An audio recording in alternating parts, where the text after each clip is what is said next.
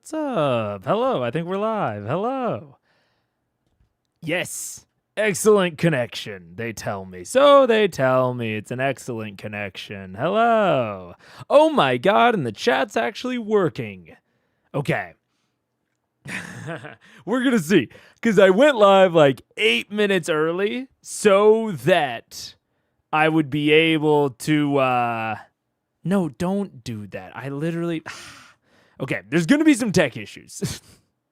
I started early knowing that there was going to be some tech issues. I wanted to clear it all up before the actual start. So let's see here. All right, that's up and running. Hello, hello, hello. Are you guys excited to watch Critical Role again? I know I am. I'm very excited, especially because I left it on sort of a sour note last time. I think some people were worried I'd given it up entirely, which I did not mean for that to be sort of the timing of things. It was coincidence. But let's see here. All right, 92 is up. We've got our notes. I think... Yeah, we've got those concurrent viewers. Chat is working, I think. And about 10 minutes from now, we're going to get another technical error, and that's okay. And we're just, we're here for it. It's fine. All right. Okay. That actually went smoother than I thought it would. I completely, forgot my whole setup that I normally run and that normally has all of the scripts involved. I just forgot it all. So I'm actually astounded that I could get it running this smoothly this time. What's up, Mike30? Hello. Okay. Takeaway from last episode. Like a month ago, maybe longer. I wanted to highlight kind of the differences between, or not the differences, but the differences in annoyance, I guess, that I can have. Sometimes I have I don't know, what I would almost call fun annoyance of what are you guys doing? How are you not getting this? Blah, blah, blah, blah. And then I have more real oh, I'm actually getting mentally negative about this. There's starting to be more emotions attached. And there was definitely a gradient last episode where we were into they're not trying this new thing that it seems like Matt wants them to try, into ooh, the players are doing things that really, really bug me in interpersonal communication and relationships, and I would be actively not wanting to be at the table with them in that moment. What's up, caller identity? Hello. And I want to draw sort of the distinction between those things, mostly so that you can know what is a personal Megaphone Man pet peeve and what is takeaway player advice, sort of where those two things kind of live in terms of last episode. So for most of the episode, I would say I was more constructively or fun annoyed at them. They're not, they're not maybe doing anything that they, wouldn't normally do. We're live early. That's cheating. I thought the technical issues were going to take longer. But I'll come back. I'll wrap up the takeaway, and then I'm trying to get better at segmenting my topics. But towards in the beginning, they were very much just looking for someone to talk to. They were trying to figure out how to get through this problem in their kind of normal way. And at least to me, This may not be the case, but at least to me, it seemed like Matt was trying to get them to like try something new, to think out of their box a little bit. And they just weren't.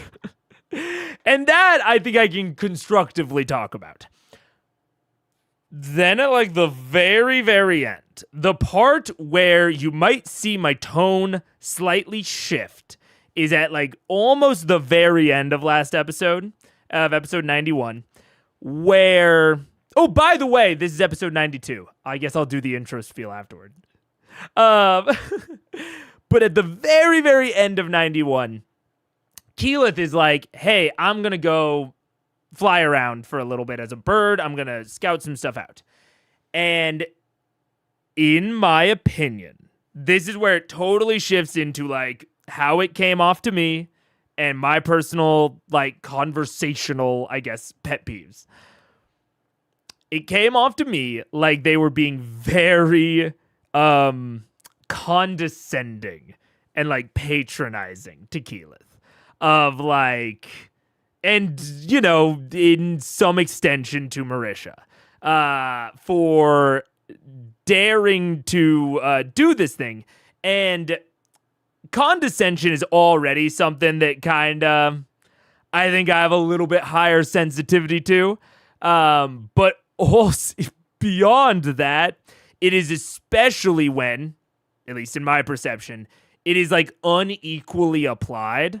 So I don't feel like Keyleth's plan was any more risky. In fact, I might argue it was less risky than Percy's plan. But she got way of talking to the devil downstairs. But she got far more kind of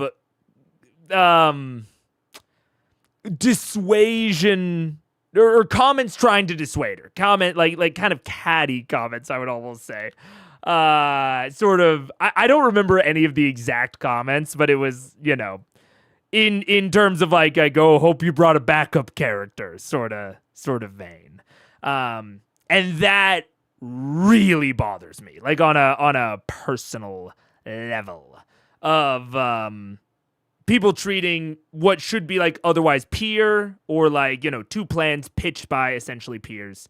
And they treat one very, very differently in that way, especially when like the two peers don't have any sort of like difference on why you would inherently trust one of their plans more than the other. So that was where I started getting very like, I would not have. I might have had if I had been Marisha in that situation, I might have had like a little bit of a sidebar after the game. I would have been like, yo, what's up? Like what's going on here? But so that was, I think, you know, that was like a purely interpersonal thing. And I think I got a few comments in the vein of like, hey, you seemed pretty fucking annoyed.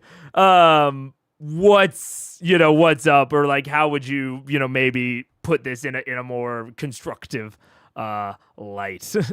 And there was a certain moment that feels like a good teachable moment for any DM or for Mega. I personally always feel like I need a reminder on all the avenues available to players to get new information.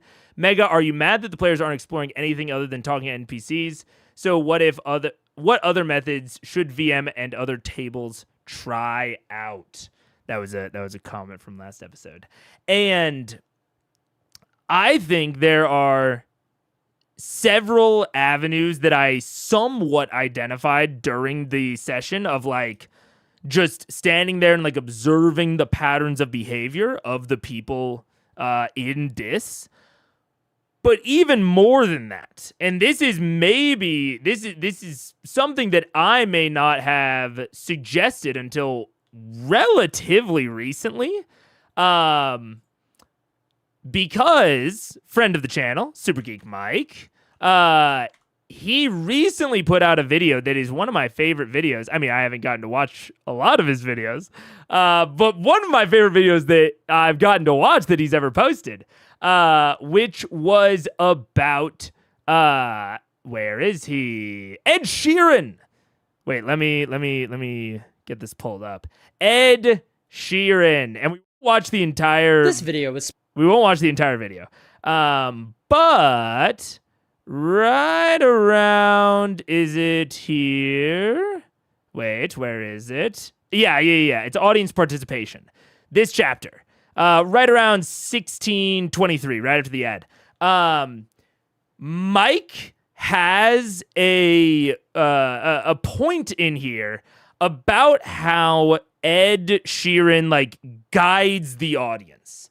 And how sometimes he will just tell the audience to do like the exact thing that he wants them to do. So right around, you should just watch the entire thing. Like I said, this is one of my favorite things right here. But it's right around this. He is really, really clear with his audience about what's expected from them. He will flat out tell them when he wants them to participate in one of his songs. Sometimes he'll just tell them, sing along. At any point tonight, if you feel like you don't know the words to any of the songs, just make it up. Sounds better that way. Other times, he walks them through what's going to happen next and what their role is. 1, 2, everyone needs to clap on this. 5, 6, 7.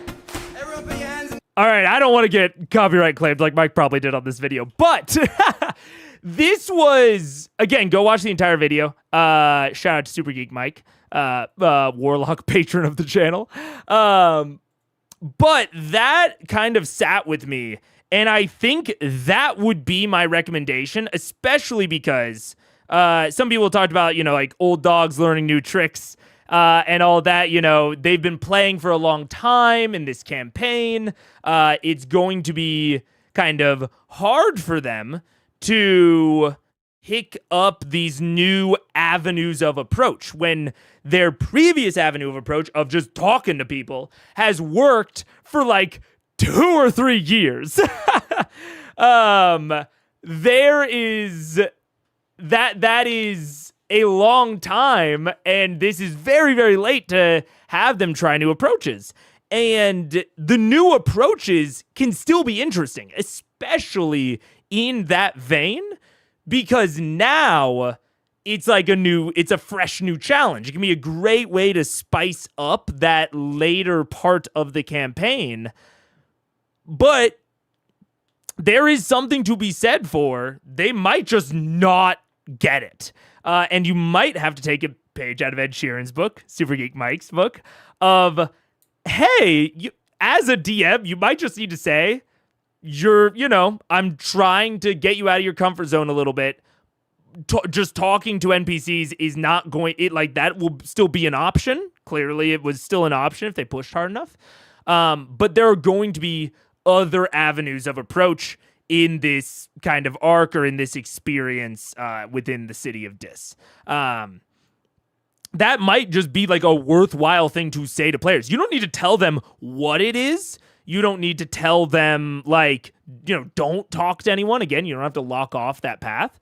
But just letting them know ahead of time, hey, this is going to be different in that, your usual methodology is probably not going to be as effective. And I have my theories on what Matt wanted them to do. I think that clearly there was a lot, or not, maybe not clearly, but there was a lot of stuff going on with the lemurs. And what exactly the behavior of them might have indicated, or how the maybe complex economy of this place works. I think there's a lot of possible avenues at work there. Or there's a lot of possible avenues available there. But it does ultimately come down to, if you are going to try and get your players down these alternative routes, you might just want to tell them, hey, I'm trying to push you down some alternative routes. So that's my takeaway. That's my takeaway, especially in relation to that. And again, if you, I think, very reasonably interpret maybe an escalation in the emotion towards the end of episode 91, yeah, they just started hitting on some little bit of pet peeves for old Megaphone Man here. So that is pretty much why. And if you don't know what we're doing here right now, because I forgot to intro the episode earlier, this is Critical Eyes. Hello, this is Critical Eyes. I'm Megaphone Man.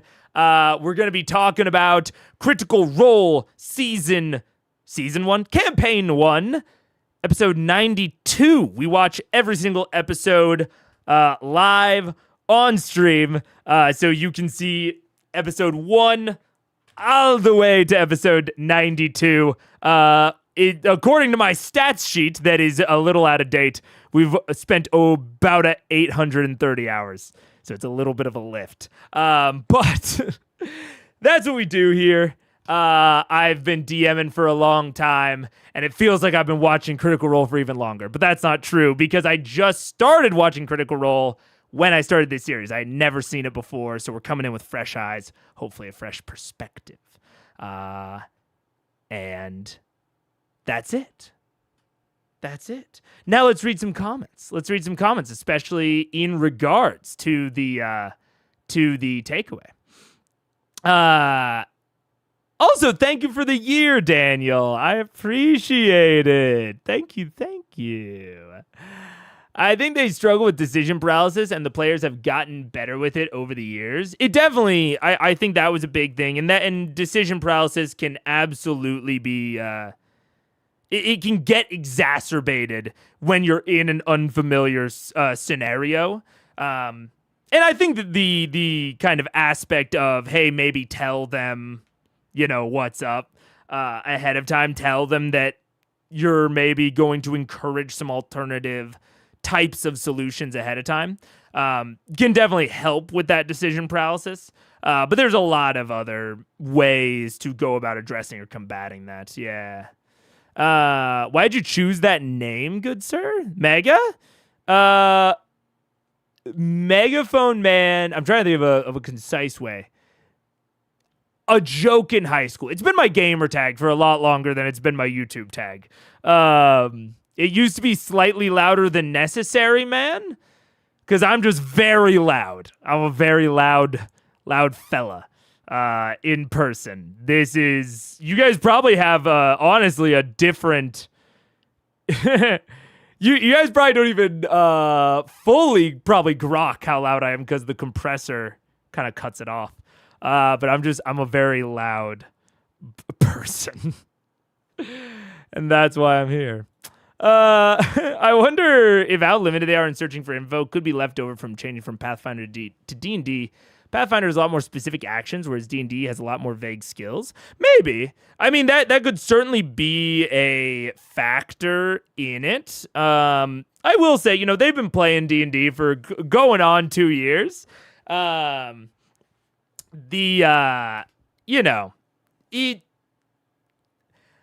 think it's still worthwhile to compare it back to Pathfinder, because it influenced so much of how the campaign began, but we are getting to the point where they're very kind of firmly into D&D. Although I think, with how many episodes we have left, I think it's fair that people probably make that sort of, okay, Pathfinder isn't influencing it as much anymore. I think it's fair to probably make that split at campaign 2, because that's when they, have started a campaign with D&D. Yeah. Let's see.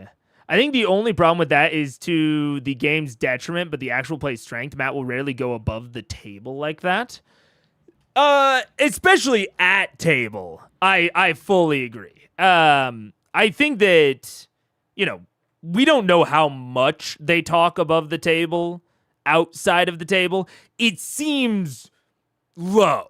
It seems pretty rare that they talk above the table, but it does seem to happen. And so even within that context, it could be as simple as something like a DM ahead of time. Like, for example, the other day at my home game, I think 2 sessions ago, I was going to run a combat in which jumping was going to be very relevant. There were some floating islands that were floating in this basically tar. It doesn't matter what it actually was. And so it was going to be very relevant for them to need to be able to like jump from island to island. And so before the session even started, like before we actually got there on the day, I just said, hey, look up the jumping rules and familiarize yourself. Because it wasn't a secret. Like, this wasn't like are they going to think to jump? Are they going to think to jump between the platforms? It was like, no, it was very clear once they got to the battle arena. It's like, oh yeah, shit, we're going to have to jump. So it was very worthwhile for me to get that. And then when we actually got into play, there was no confusion. They actually all knew the jumping rules better than I did. And so the combat ran way smoother. Because I just DM'd that little thing beforehand. So it's not something that like needs to be called out in the session. It's not something that needs to be called out, super explicitly ahead of time. Or you don't need to go into a lot of detail, I guess is more what I'm saying. But I do agree. They very rarely go above the table. Yeah.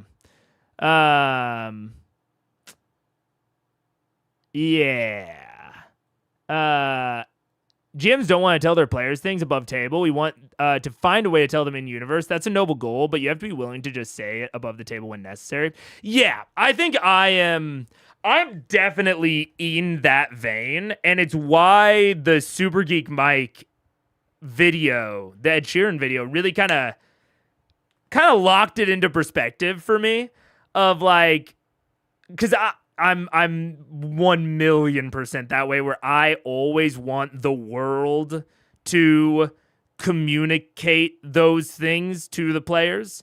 And I have a lot of trouble with I have a lot of trouble with the advice that I'm giving right now of going to them above the table. I very, very rarely want to do that, especially when it is something that I'm trying to challenge them with. But I'm trying to get better at it, and I think that strategy could have been really useful here. I think it could have, in terms of like a cost benefit of like, how much would it cost for Matt to do that versus how much benefit? I think it's pretty weighed towards the benefit side. I think it would be a lot of benefit towards how that session would have run compared to the cost. And I will go back because I just saw another one about it. Caller identity of, are you watching C4 on your own? And then also, I think Pharaoh, not sure if you've addressed it already, but how are you going to deal with campaign 4? I am watching it on my own. And by watching it on my own, I mean I'm going to watch episode 1 tonight. And then I have not talked about exactly what I'm going to do yet because I don't know exactly what I'm going to do yet. I have like 4 or 5 different ideas, and they are at varying levels of commitment, I guess is how I'll put it. So, and they all very much depend on some nitty gritty differences in how the game actually ends up looking. Yeah. So I am watching it. I will be making content about it. I just don't know exactly what that content will be yet.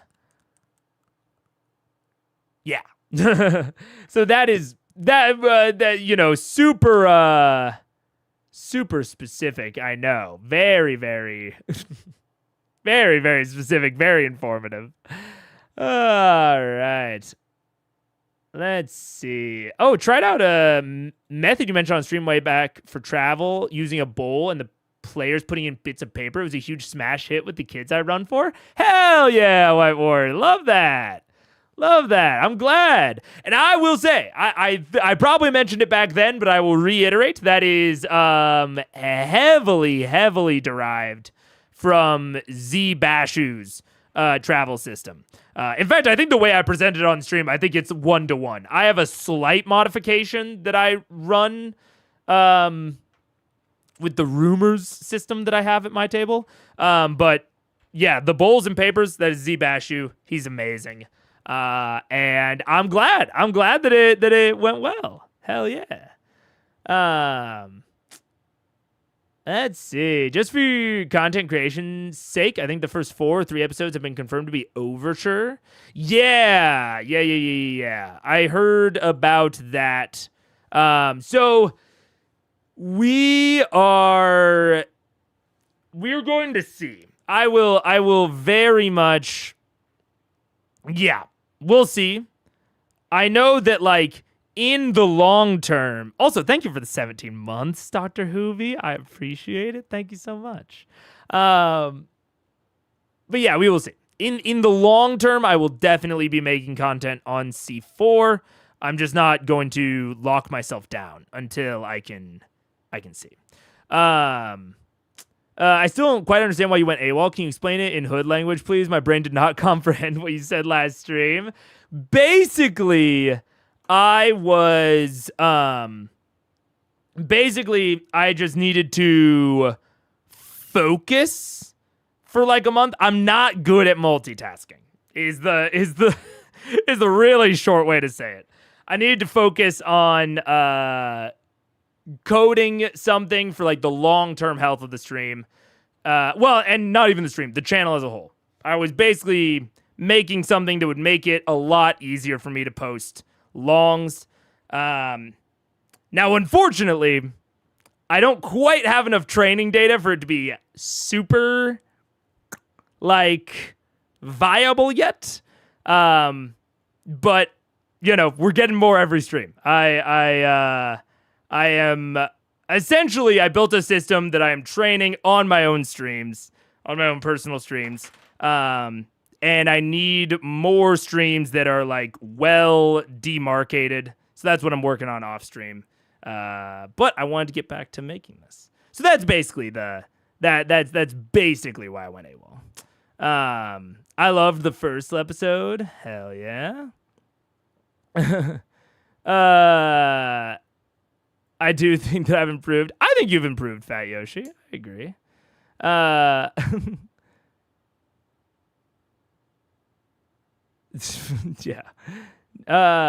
Anyways. I'm also, I mean, I'm not a super jokey guy. It's funny. I think I'm way funnier off stream than I am on stream because the problem with being funny on stream is that I'm constantly thinking about if I'm getting misinterpreted. And there's nothing I hate more than being misunderstood. But in person, I can much more easily, it's way easier for me to tell if I'm being misunderstood. So I will take a lot more stabs with jokes. But on stream, I don't respond or make nearly as many jokes because I don't have like the feedback of if I'm getting misunderstood or not. So that is yeah. Totally forgot about stream being back on today. Hope you're doing good. I am, I think. I got good sleep last night. I misunderstand half of what you say. Yeah. And that's why I don't make more jokes. It's because people misunderstand even more. Let's see. Okay. Sleep is overrated. I mean, I agree. I fucking hate it. I hate that I have to sleep. In person, you can see other people versus just text on chat. Exactly. Because, yeah, the lack of body language feedback is really tough. But I'm farming little W's in person, man. I'm so funny. That I don't know why I said it like that. Remember last stream when I said that humbleness is not a virtue of mine? I don't got it, man. But I'm very, I do think I'm funny in person. I've thought about doing stand-up comedy before, but it's too much work. It's too much work to like actually get a tight 5 ready. I've actually considered doing more improv comedy. I've thought about like signing up for improv in Chicago, but that's a lot of time, and I'd have to pay for it. Who cares? Who wants that? Who wants that? I love sleeping. I hate how much time it takes. I guess that's fair. I don't even really like sleeping though. I don't like being unconscious. It's not a thing I have a positive association with. And I hate how much time it takes. I think you have a good social awareness though, unlike some people. Oh, about my humility? I hope. I try to be self-aware. I try to keep it in the forefront of like, I don't know. I don't how do I say it? I don't take myself very seriously. I'm not like a serious person.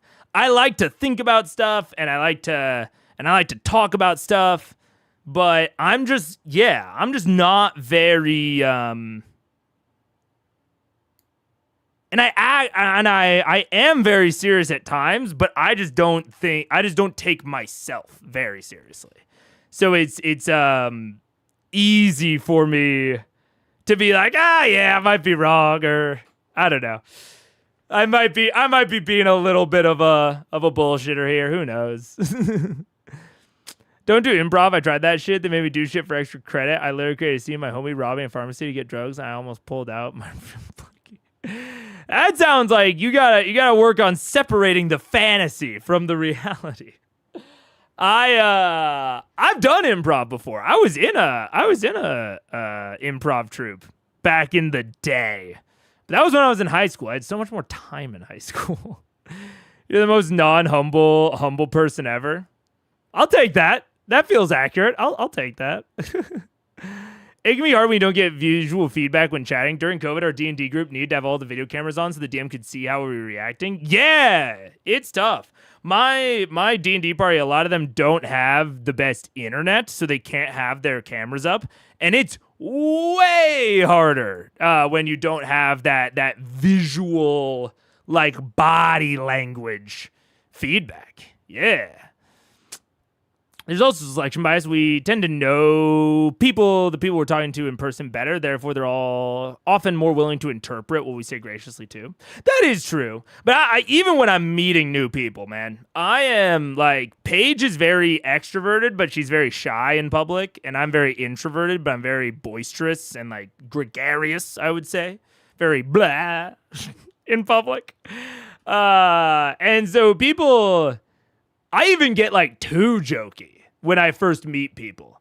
I remember I went to visit one of my very good friends in Arizona once, and I met his friend group there. And afterward, my friend was like driving me to the airport, and we were like just like talking about how it went. You know, I hung out with the various friends like 1 or 2 times. And I was like, oh yeah, like, do you think they liked me or whatever? And he was like, yeah, I think they liked you more than I did. And I was like, what? And he was like, yeah, I don't think I've ever seen you meet new people since we met. And I was like, okay. And he's like, yeah, you're just very different.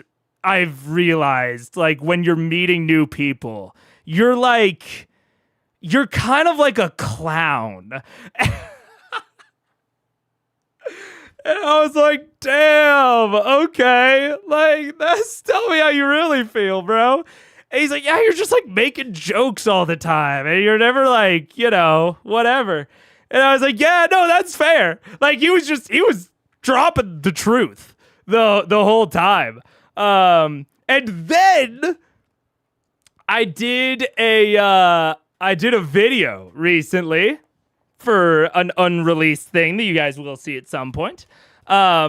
Where it was with a person I've collaborated with before and a person I haven't. And literally after we stopped the recording, I was like, hey, person I don't know, sorry if I was joking too much. I think it's like a thing that I do when I meet new people. It'll like, I'll tone it down next time. Because I was just blah, blah, blah, blah, like just joke after joke. Because it's way easier, especially when, I don't know someone as well. And when I'm getting that visual feedback on like how much they're liking it. But I don't know. It's very interesting. I think you will notice if during collabs I'm a lot more jokey than I am just like normal on stream. Mega's back in the day was during the Stone Age. Confirmed. I was in with the Flintstones. I never watched the Flintstones. Is that the one that started as a way to sell Marlboro cigarettes? I think it is. I don't even know when the Stone Age actually was. I don't know. Trust Mr. Guys, I'm funny. Trust me, I'm funny. I swear. After some time, you do recognize chat jokes. That's true. It takes me a second. Both omniverts, that was discovered lately. No, I am not an omnivert. I'll tell you that, bro. I'm just very personable. I've got a lot of riz, as the kids would say. But I do not like interacting with people. There's a difference between being good at something and wanting to do it. I like my friends well enough, but if I had the choice, I would spend like 20% of my time alone, 20% of my time with other people, and 60% of my time with Paige. Paige is my best friend. I have to actively find reasons to justify hanging out with people that are not her. I'm not just saying she's my best friend in like my best friend. No. By any measure or metric of the word, I just like hanging out with her more than other people. So I hang out with people that aren't Paige sometimes because I know that it is psychologically healthy for me. And that is it's like why I sometimes take baths before I sleep. I hate taking baths, but I know that it like relaxes your muscles and shit. And so I'll just be like sitting there in the water, just like stewing, like, are my muscles relaxed yet? Is this done? I'll just be sitting there stewing, and then I get out the moment I fucking can. That's how interacting with other people is for me. I'm like, all right, is this done yet? Have I done it enough yet? Oh man. Oh gosh, yeah. Confirmed I'm back with the Flintstones. Confirmed. Megan, never say Riz again. That made me want to skip hand to hand with my life savings on the night. I can't say Riz. I'm not allowed. I'm a fucking Gen Z, bro. I was born before the year 2000, but Gen Z has an amount of overlap. I'm a zillennial or whatever. Surprise announcement. Man loves wife. Whoa. Man loves wife. Angry bats. I'm Unk. I'll be Unk. That's fine. I'll be Unk. I like being Unk to my my nephew and niece. I'll be Unk. That's fine. Let's see. Hilarious mental angry bats. Yeah. But anyways.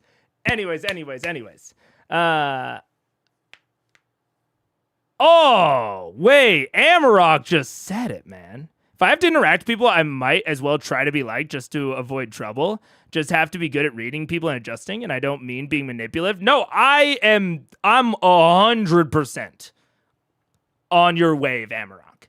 It's like when I hang out with people, I'm like, I just want everyone to have the best time possible, and that is my only goal.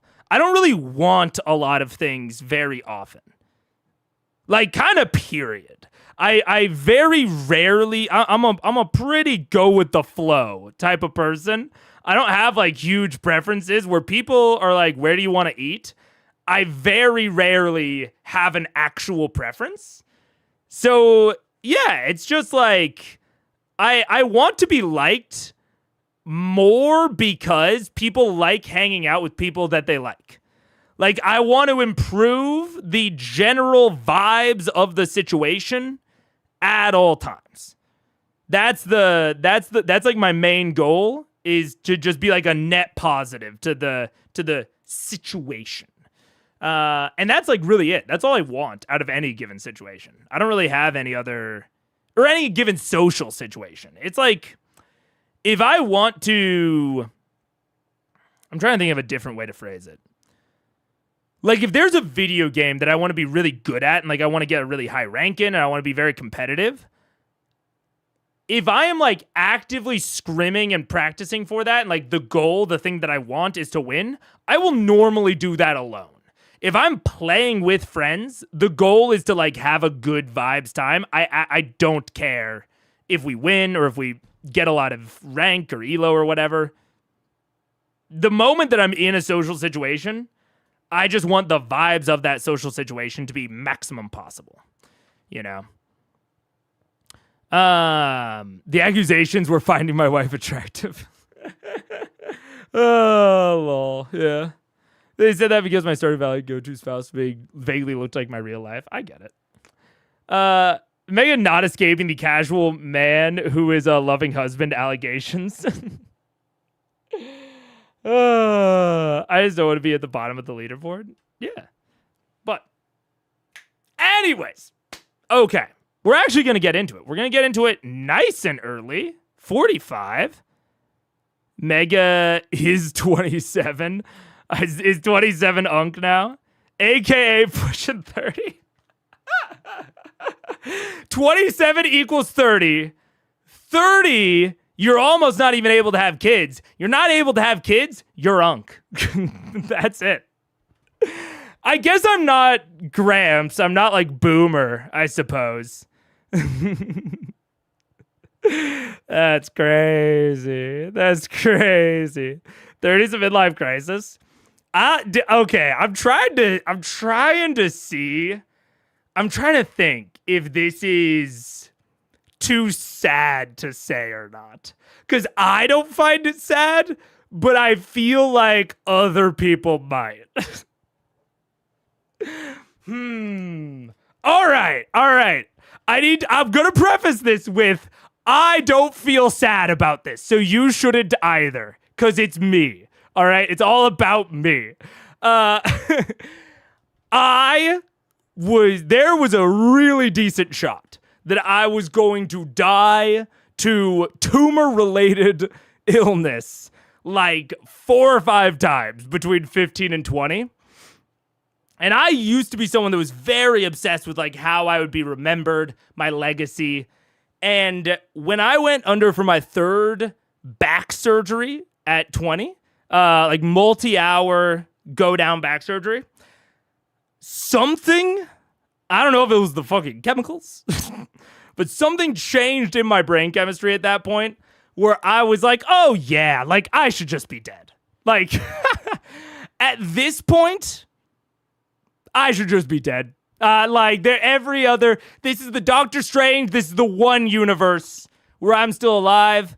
So everything that I've accomplished up to this point, like, I don't know why this got baked into my head, but like mentally, I'm like, oh yeah, that was all I was supposed to accomplish. Like, I don't believe in fate or that like there's like a plan, like a preordained plan for my life. But I just like have it built into my head of like, oh yeah, like everything that I accomplished up to 20, that's all I was ever meant to do. And everything past that is all just cake. It's all icing on top. Whatever I accomplish now is just like purely additive. I've already done everything I was supposed to do with my life. So people being like, you're unk, you're old.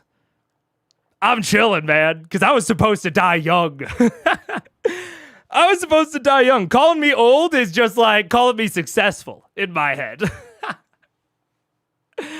So I'm good with the unk allegations. I'm okay with it. You're a bag of bones? Look, I don't know how to tell you this, Fat Yoshi. We're all bags of bones. We're all bags of meat. I'm just...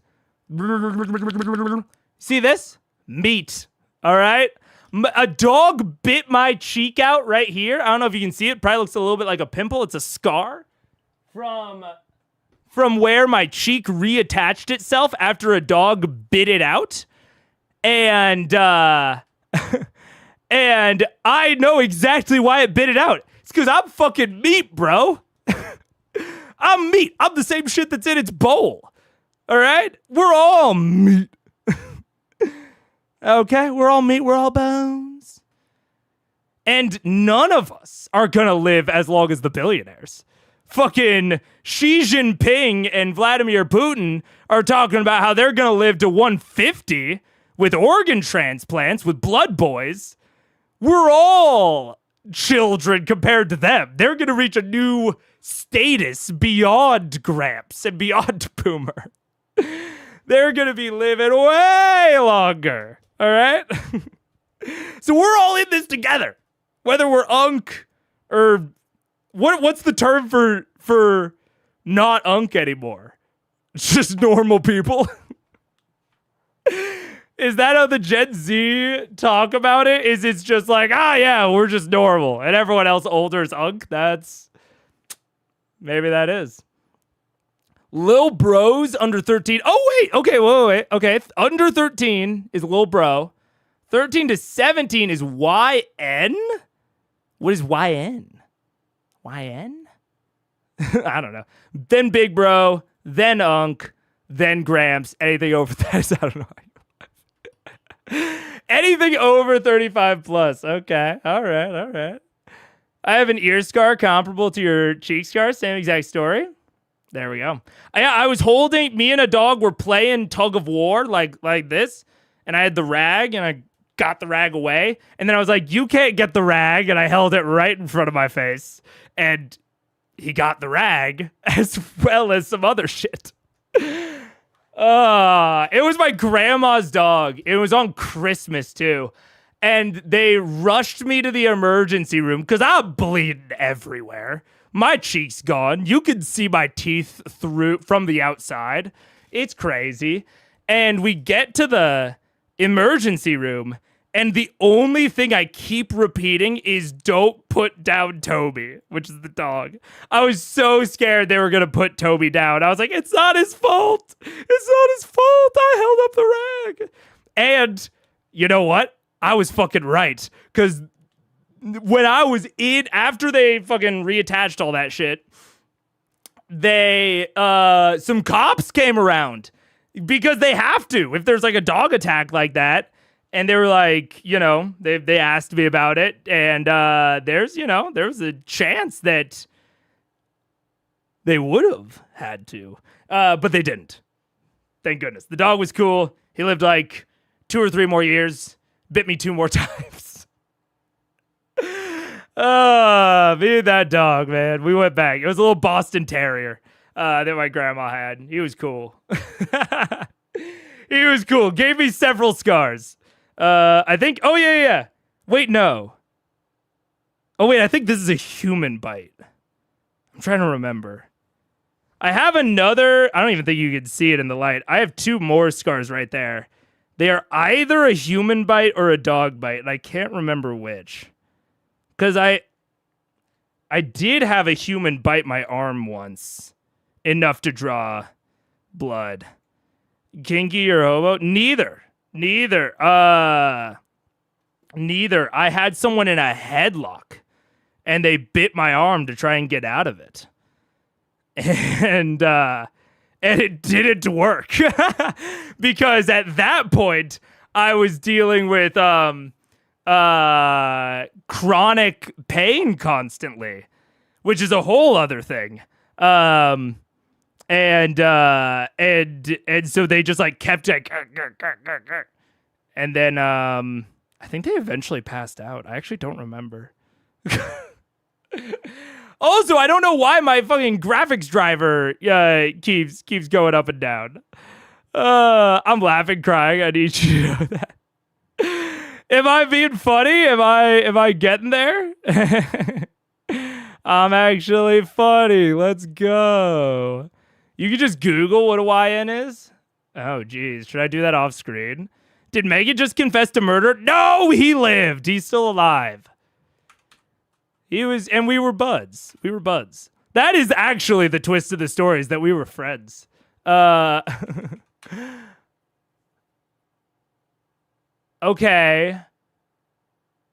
So you're saying that people from the age of 13 to 17 are yada newtons.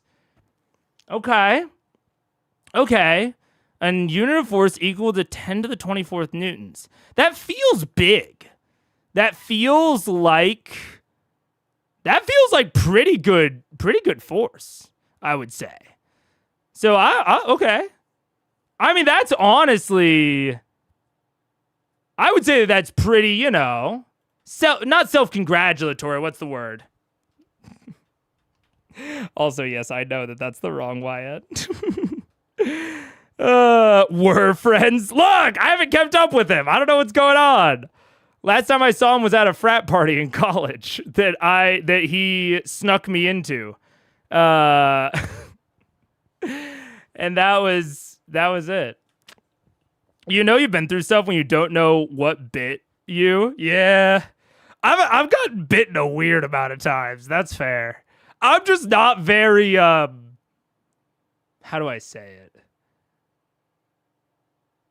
I'm not very I don't know how to say it. I'm not very I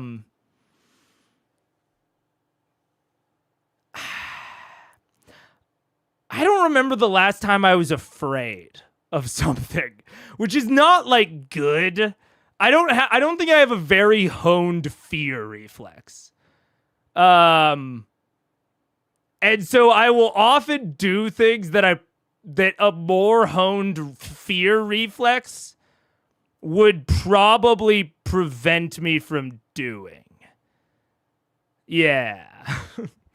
and that I should not do.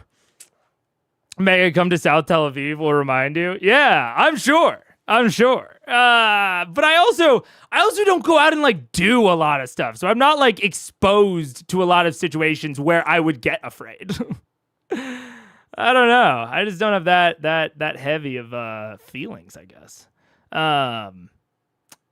Thank you for the 10 gifted, Elfire Eva. What's up?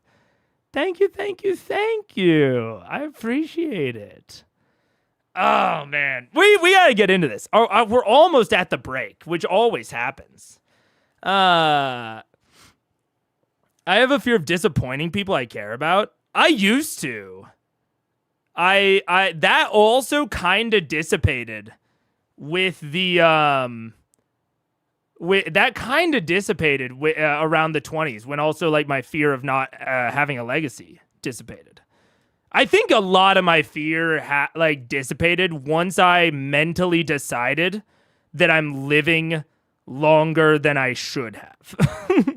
I think I just kind of lost a lot of the fear and a lot of anger. I used to be much more angry.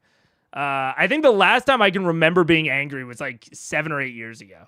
No, actually, that's not true. That's not true. It was like 7 or 8 years ago until last year. Anyways, all right, we're going to watch it. We're going to watch it right now. somehow after many episodes of him fucking with me. I'm happy. He's a bitch, huh, buddy? I know. Anyway, welcome. Laura will be here shortly. She's in traffic coming from her session. You're gonna watch it. She'll be joining us as soon Just as she the gets here, first probably bits, next at least. 30 minutes or so. In the meantime, let's go ahead and So Laura's gone. A robot from the future talking about things to come. Okay.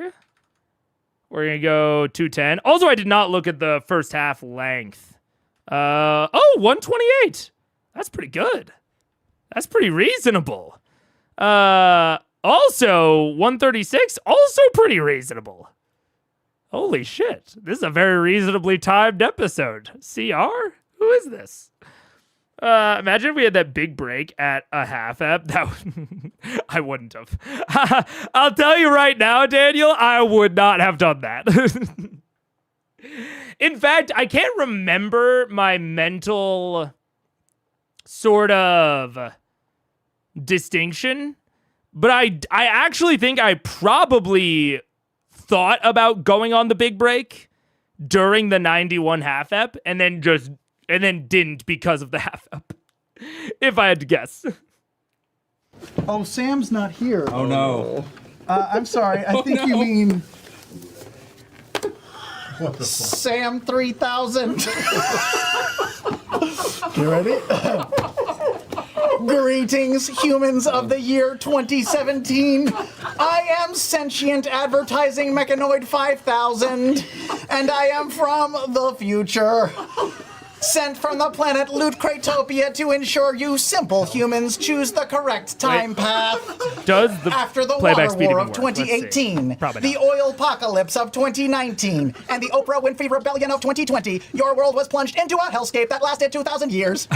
There's more. Until the just and tolerant overlords of Fortune 500 company Loot Crate, in their altruistic wisdom, united the factions and brought peace to all by sending every human a Loot Crate. The gesture worked, and all other Fortune 500 companies, Apple, Kroger, the evil warmongers of Johnson & Johnson, perished under the might of the Loot Crate armies. Now all live in harmony. You humans must begin the peaceful transition by visiting primitive webpage lootcrate.com/critical role and use promo code critical role for 10% off this month's crate theme. Investigate items from Stranger Things, Batman, The X-Files, and Marvel's Jessica Jones that include a figure, detective must-haves, and our awesome monthly TN pin.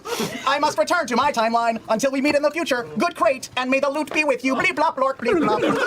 Wow. Yes. Oh, what did I miss something? Oh, I thought I missed Oh, Sam, when did you get here? Blackout, man. There was a time traveler. Wow. I'm a little Wow. disappointed you decided to reveal your character for the next campaign so early, but So you're gonna do a look right now. Dude, fucking Sam doing a fucking Roko's Basilisk bit. Oh my god. Wait, Matt starts his recap. I'm actually going to need the recap this time. The recap is going to be purely necessary. Jessica Jones, shout out. Okay. The subplot of capitalism is the real villain. There's always, look, and now Brennan is in the DM's chair. Capitalism will always be the villain. Okay, let's see. Welcome back. All right, what I remember. They're in Dis. Their current plan is to like maybe get arrested to sneak into the prison where Hodis the Rakshasa is regenerating, and maybe or maybe they're going to do the task for the devil, and maybe it's going to be the same thing, maybe it's not. I don't know. So we're gonna see what they end up doing. And then Keyleth went out in an alley and got what's the term for it? Got accosted by two apparent ruffians? I don't know. I don't know. People that wanted her for some reason. Wanted, like, I think the albino, the white tiefling, because that was like a thing. Which, I mean, fair enough.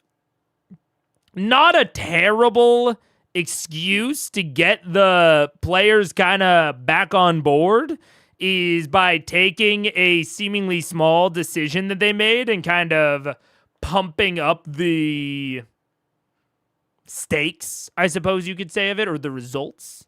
Hey, the automatic ads are working. Let's go. All right, ads are incoming.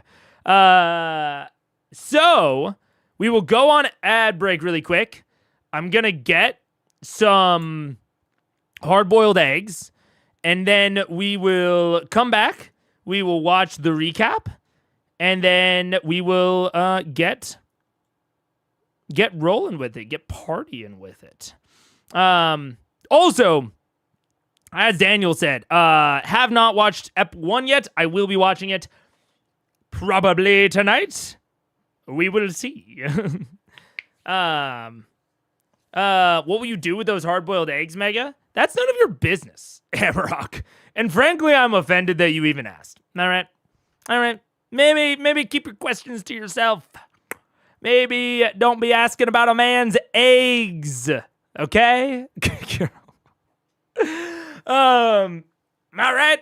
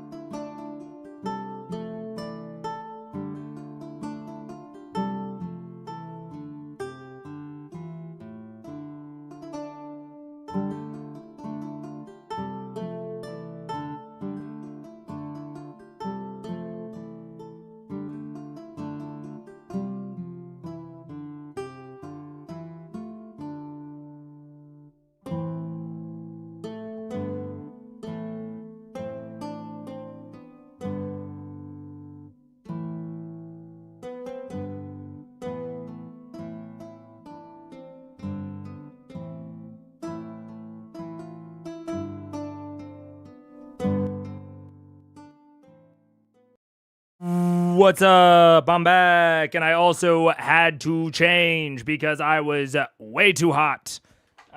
So I guess sun's out, guns out. I don't know. Whatever. I also got my eggs. Hooray! Yay! Eggs! Eggs!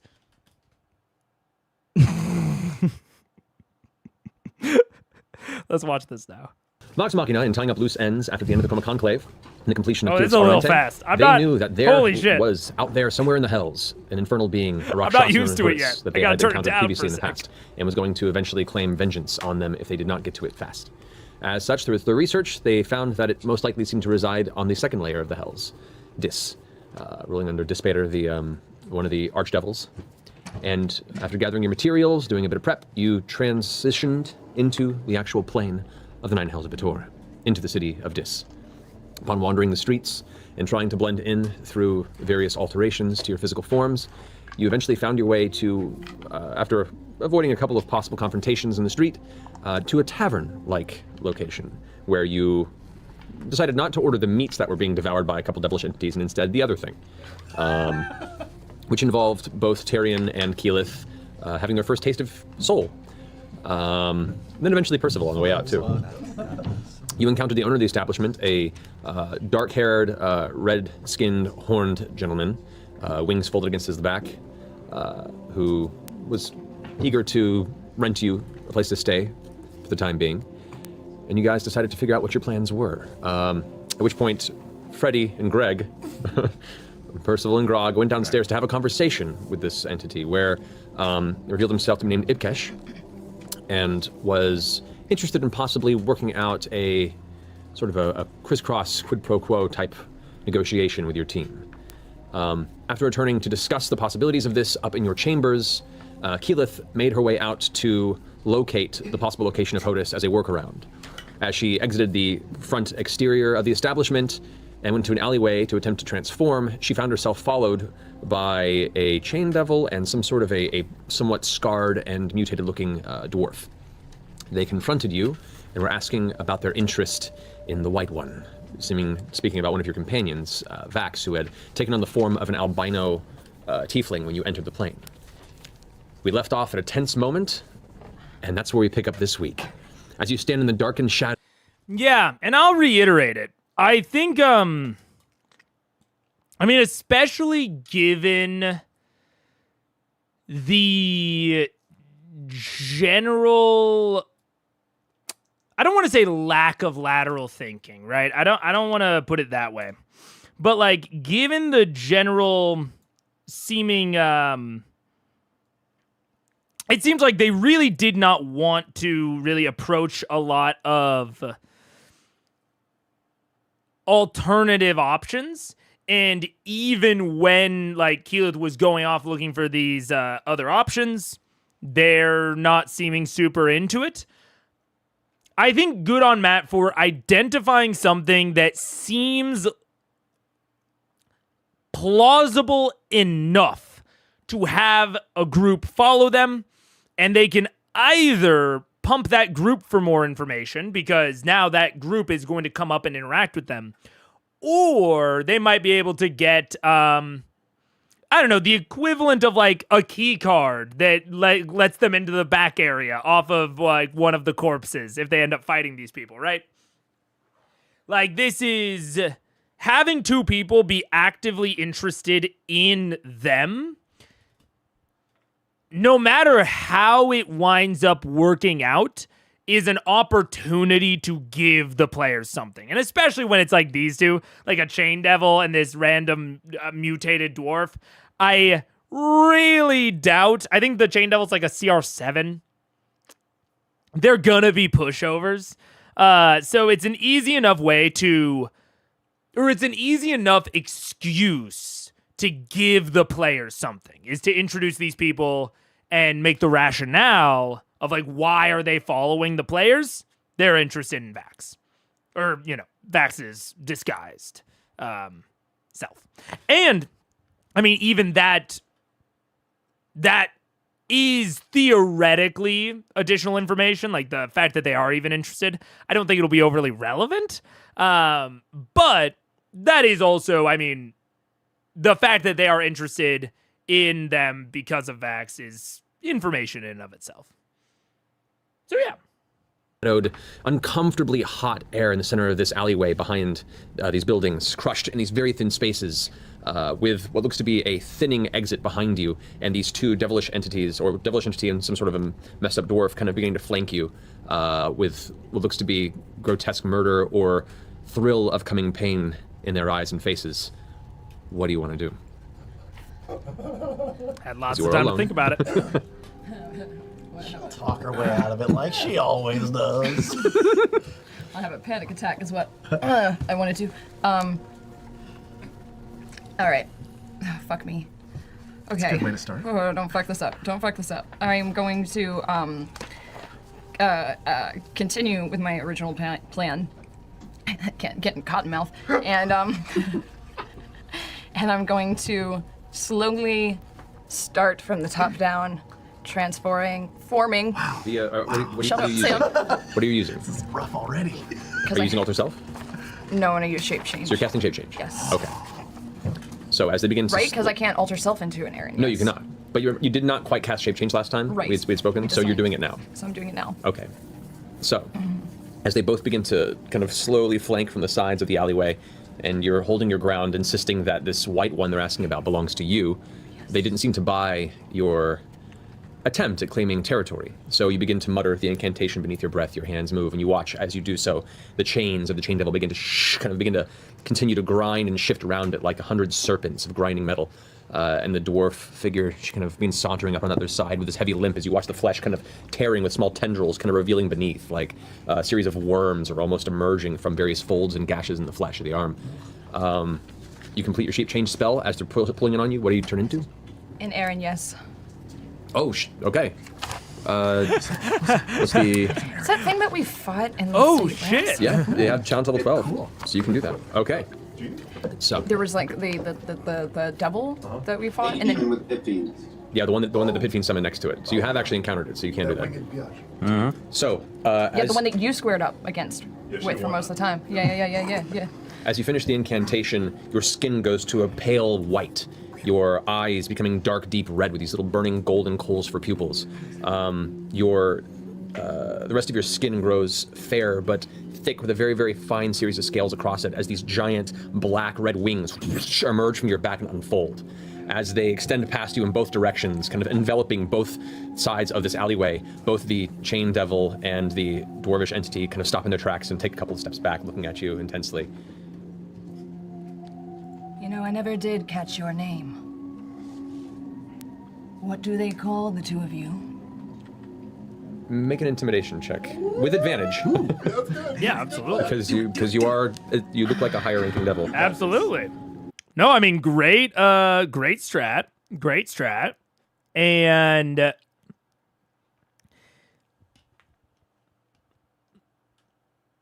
I'm trying to think of, I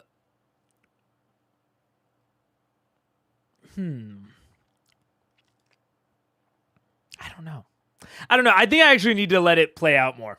I think I'm literally like getting back into the I'm getting back into like the cadence and the pattern, and that felt like a place I would normally pause to say something, but I'm not into the mindset enough to actually have something right there to say. We will see if I mean, I guess the only thing that I would point out is no initiative, even though the two other devils are clearly making aggressive action. I've commented on it before. I think I like Matt's, it goes back and forth, but I think I like his general restraint on initiative. I have started doing that in my games, of being much more restrained on exactly when I put us into initiative. Yeah. Weird. It's weird to be You got back. this? We got this. Ooh, I'll take that 18, and I think my intimidation's an 8. Nope, it's a 7. So 25. 25. Yeah. So as you asked for their name, the chain devil, the chains begin to slow and come to a halt, and what was originally curling upward in this aggressive stance begin to just fall limp to its sides, and just takes another step back. No need to worry. We apologize for the intrusion. Are you sure? Because I would love to know, maybe add you to the collection.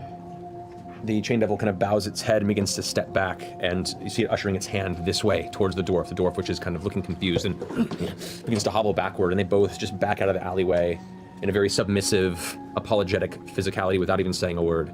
Oh, what's the matter? Where are you going? And then I turn around, and I just start walking cool.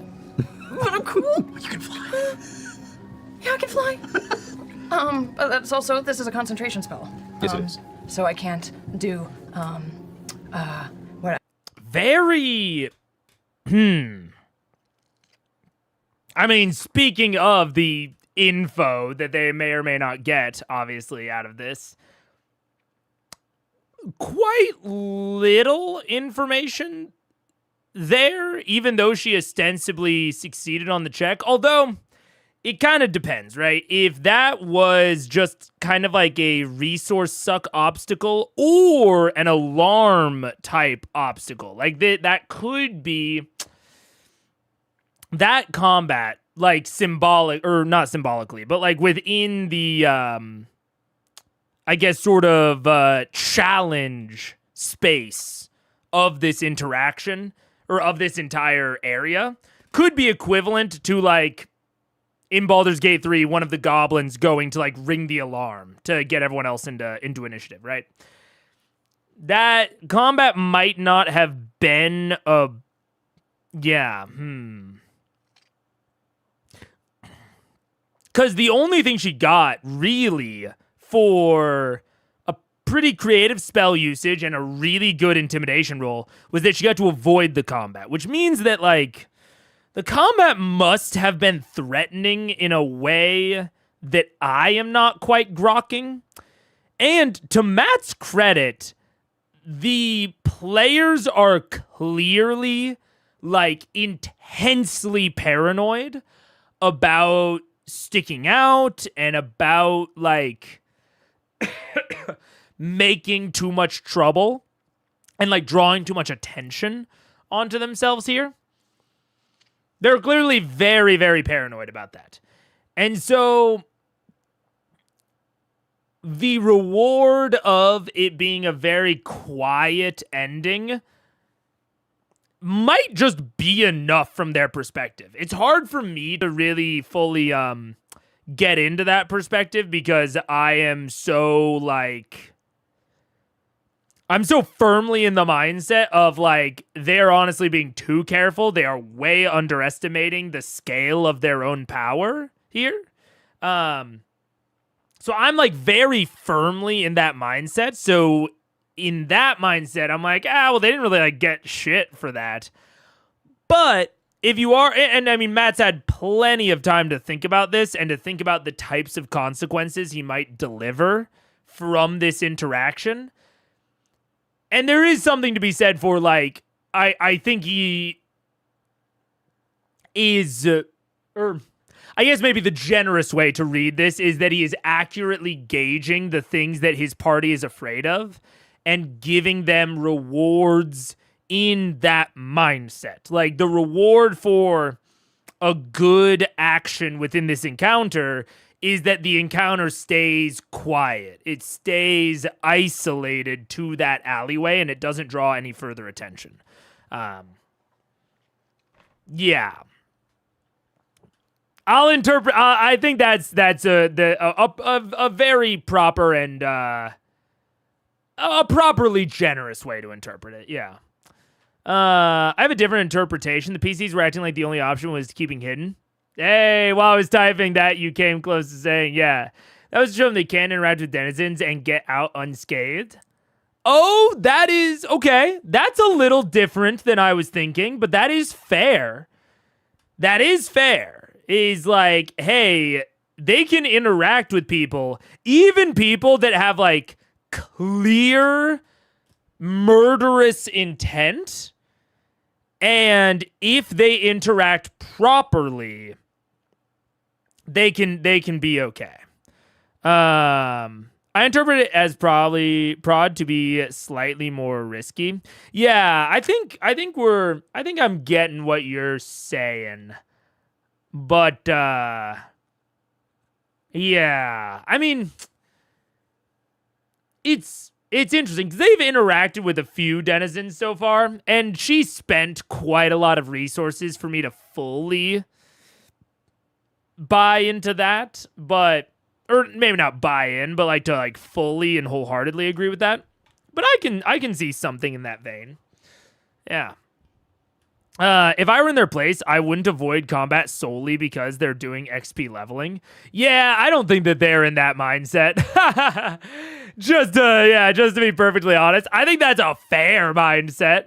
And I know that people have a lot of, I think, opinions on XP versus milestone. I'll be full on real with you. My opinion on XP versus milestone is pretty minimal. I think that there are easy ways to go about it. It's just so player focused, or not player focused, player dependent. It's so dependent on the players that I have at my table, that I don't particularly care. Or I don't, I'm kind of like, whatever. Did they interact with others? I forgot the break was too long. I'm sorry. They did. Not very many. To your credit, not very many. They interacted with, like, the bartender, They interacted with, like, the bartender, the devil downstairs, and, like, the people out in, like, the middle of the square that really did not want to talk to them.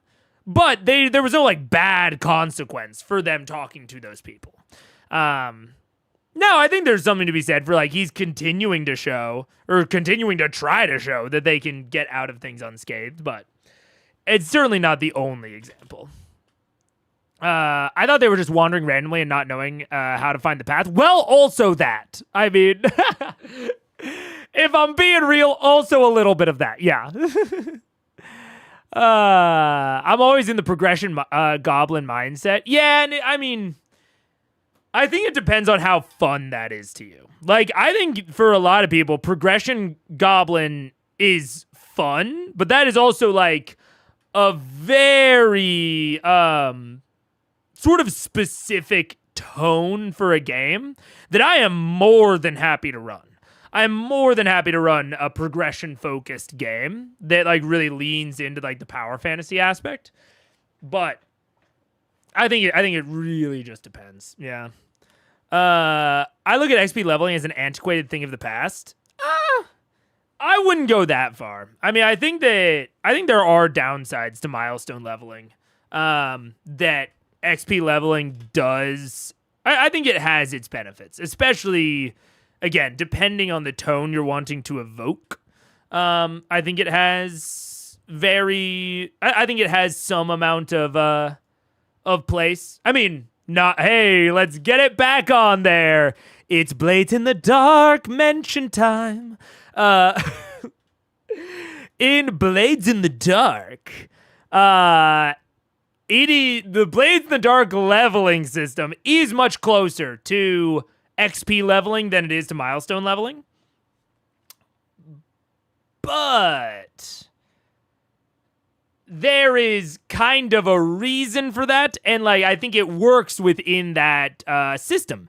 That entire system, I would say, is more progression focused than D&D is, like, at kind of a base level.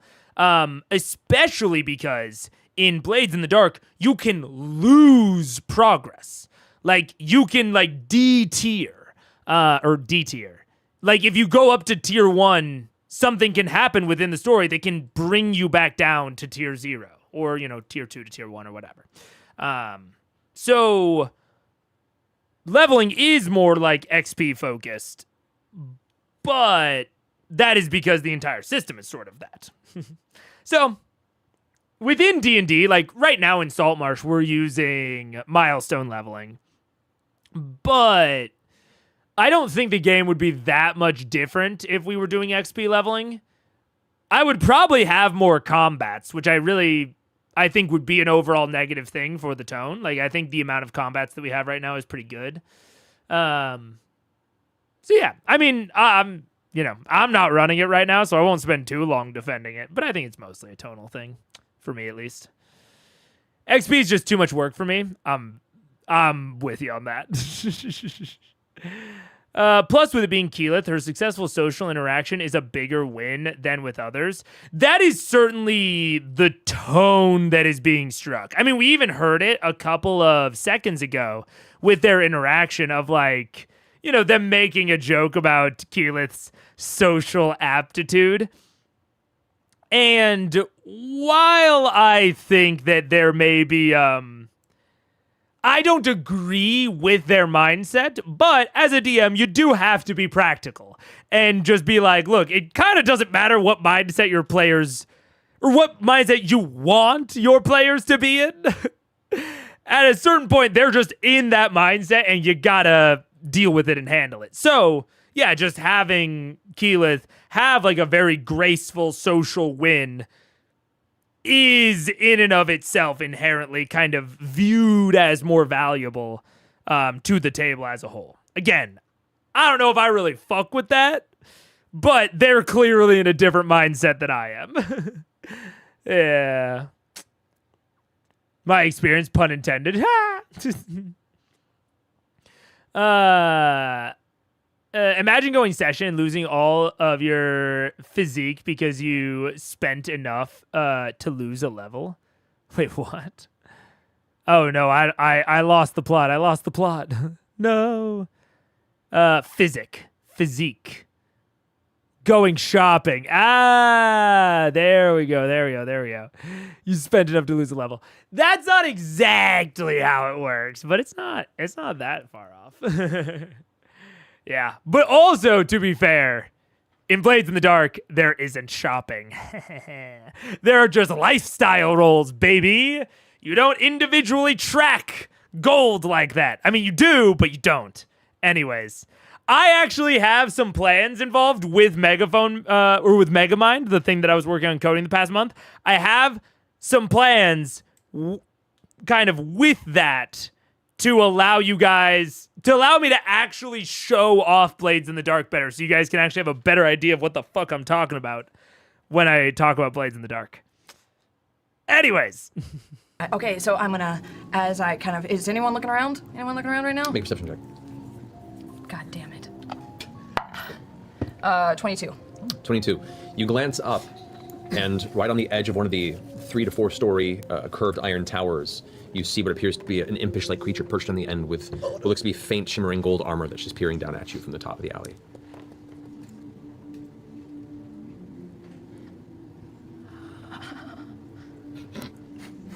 I look These at are it. the Watcher boys, right? That the devil warned about? Nod. These are the Watcher boys. We know who It these doesn't are. react. Its head kind of twitches a little bit, and it just sets back in itself, looking at you. Its eyes, these gleaming, black, shining discs in the darkness. And then I start heading back towards the tavern. It just watches you. Yeah. And as you exit the alleyway from where you came, the 2 devils that attempted to assail you there, no longer anywhere in sight. Before I round the corner, I want to just take and do a quick shape change again to the tiefling that I was. Okay. As your form changes, as you turn the corner, Into the tavern. You enter the tavern. Yep. Go upstairs The to the rest of the whispers. group. Nice. Okay. What happened? I didn't make it far. You ate the meat, didn't you? Well, how far are we talking about? I made it around the corner, and the 2 devils that seemed to be very interested in you, Vax, cornered me. Me? Huh? In me? Why? I have a feeling it has something to do with your deity. All right. Well, your deity. Why? What? I think they can tell that Vax is special. I think Because he has value down here. you have value? It's the first time hearing about it, trust me. They said they were interested in the white one. And I couldn't help but notice that you were turning quite a few heads when we were walking through the town. Well, do you think that's because of the Raven Queen, or is it because of the choice of appearance I picked? I mean, we've met. The second one, I think. What? Okay, maybe. I don't know if she's lying to Vax in the story or if Marisha and Keyleth are. I think it's just because of his coloring. I don't think it has. Okay. An albino tiefling before. It can seem like that outlandish a choice. I don't think it has anything to do with the way you looked. Not entirely sure. I mean, they didn't react. Did they react strangely to you when we came into the bar? Not that I noticed, no. So does that mean he has to change again now? No. No. I don't think it matters what he turns into. I think people will be able to tell the aura that he carries with him. What? Like a process of a divination. Like he changes and then we know what it is or not. What? I was actually very impressed. It is actually a process of divination, technically, yes. This is Some sound reasoning. somehow you want to Don't right lose back your to wits it. down here. It's really important. This is just an extra wrinkle into a larger problem. So what's the move now?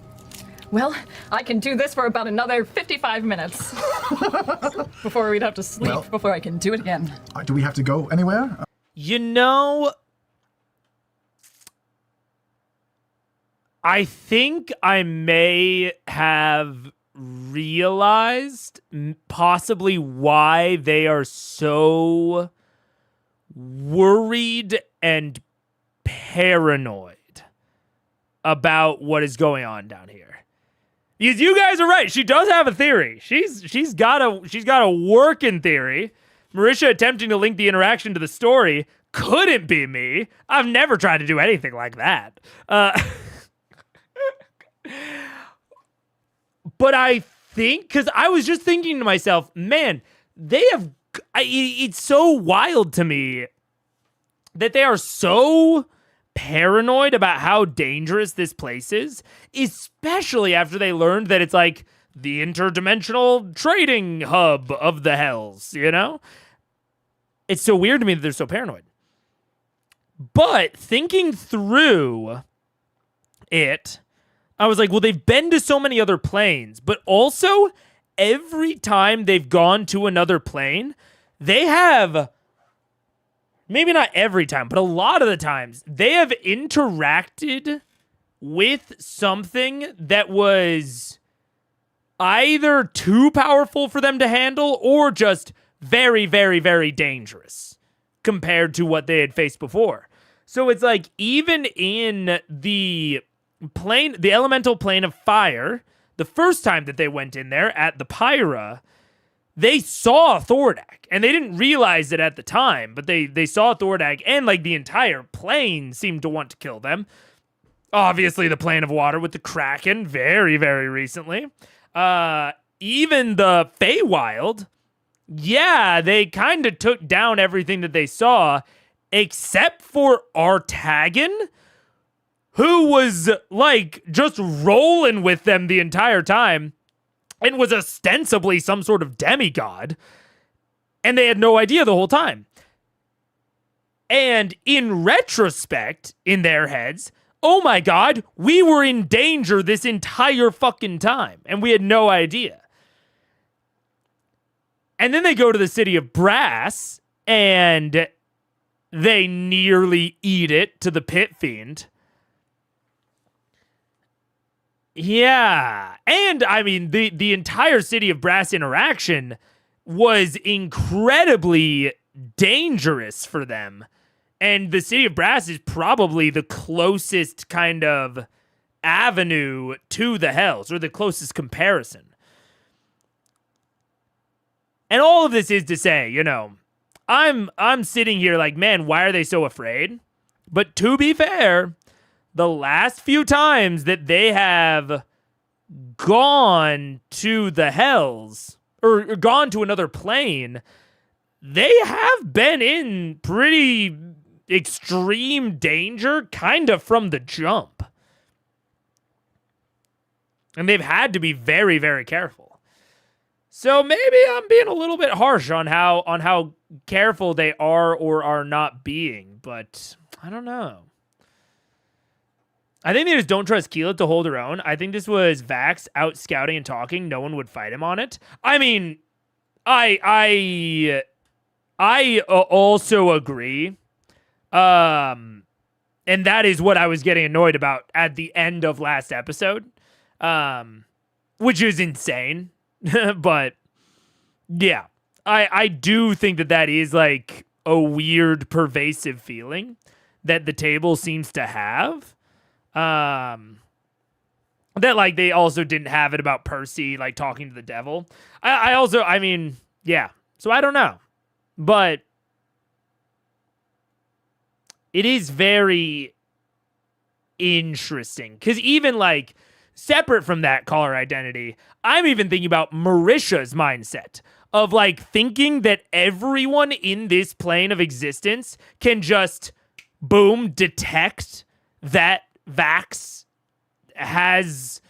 is bound to the Raven Queen, and like also like not to, you know, not to throw like too much water on the theory, but why would they give a shit if he is bound to the Raven Queen? If he's pacted to the Raven Queen, why would they care? Like, it's very main character oriented that they would even give a shit that he's bound to the Raven Queen. The Raven Queen seems to be one of the more neutral forces in the cosmology. And so it's like there's this even beyond who trusts who, or like who trusts whose competency within the group. Even within that, Marisha is just very convinced, or not convinced, but like the underpinnings of this theory revolve around the average denizen of the Hells just being able to do and see and like exert more power than the average denizen of a different plane, which is interesting. And I don't know if it's good or not. Yeah, I don't know. I don't know exactly what is causing that, but I think it must have something to do with the amount of planar hopping that they've actually done. Possibly increasing their perception of danger.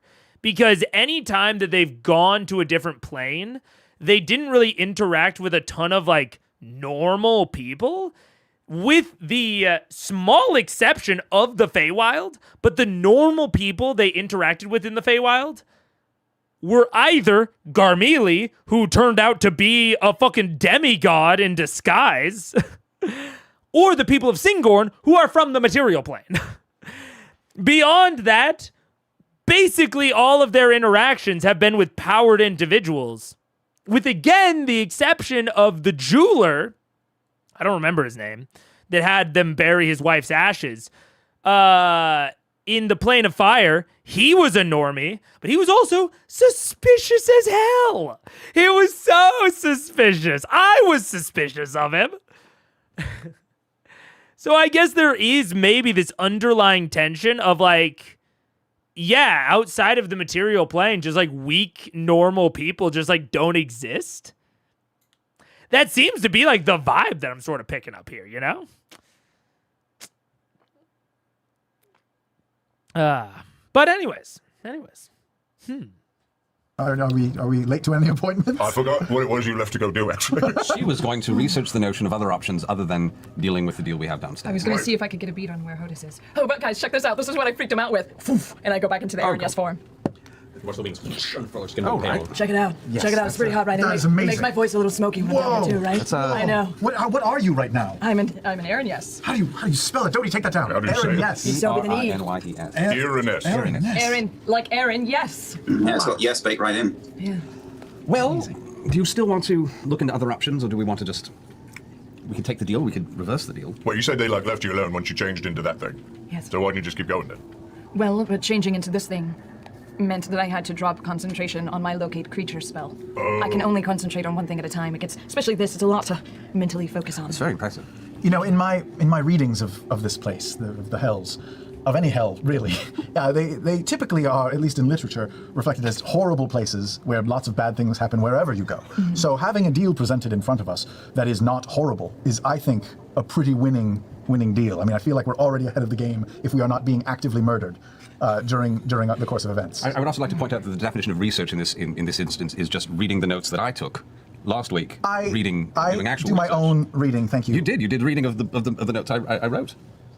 Well, then I guess we're in accord. Yeah, don't you like brainy buddies just like exchange notes every day anyway? I don't feel like I should have lost that one. I noticed... Just let it go, Percy. I noticed we're being watched. I think at every turn. There was a little imp guy watching me when I came in. Right, was it actually an imp? Imps are very common. Everyone's being watched. It's a city under surveillance. Oh, we saw an imp back in Creek's house. Would it look like that? Gold armor? Was that I didn't have gold armor, the one that you saw. Which one did we see? Was it just... I don't... The bastard in the library. Well, that was in Creek's house. That technically wasn't in Krieg's house. That was in Father... what's the character? It was upstairs in the... Yeah, it was the first... When you first came to Amon, it was the ally to your father, Vax. Oh, that's right. Yeah. Oh, shit, that's right. Your dad. And he was the one that was found slain, or was in the process of being killed by That's right. entities. In the basement? Yeah. Oh my god, that was a long time ago. The slaying, right. The slaying was in the basement, but the imp was in the library upstairs in that house. Yes. Oh, that's right. It wasn't Krieg. It wasn't Krieg. That's right. I was like, I should know this. It wasn't Krieg. It was someone else. Who was it? Sir Gregory Finch. That's right. Interesting. He was just a little prick. I forgot about that. I kept a ring off that demon that we killed. It's in the bag of holding. Wait, did you really? Yep. That's like 7 Whoa, haircuts get ago. that out. Get that out. Why? What do you want? Might be useful. Yeah. I'll trade you something for it. Percy. My glasses. You're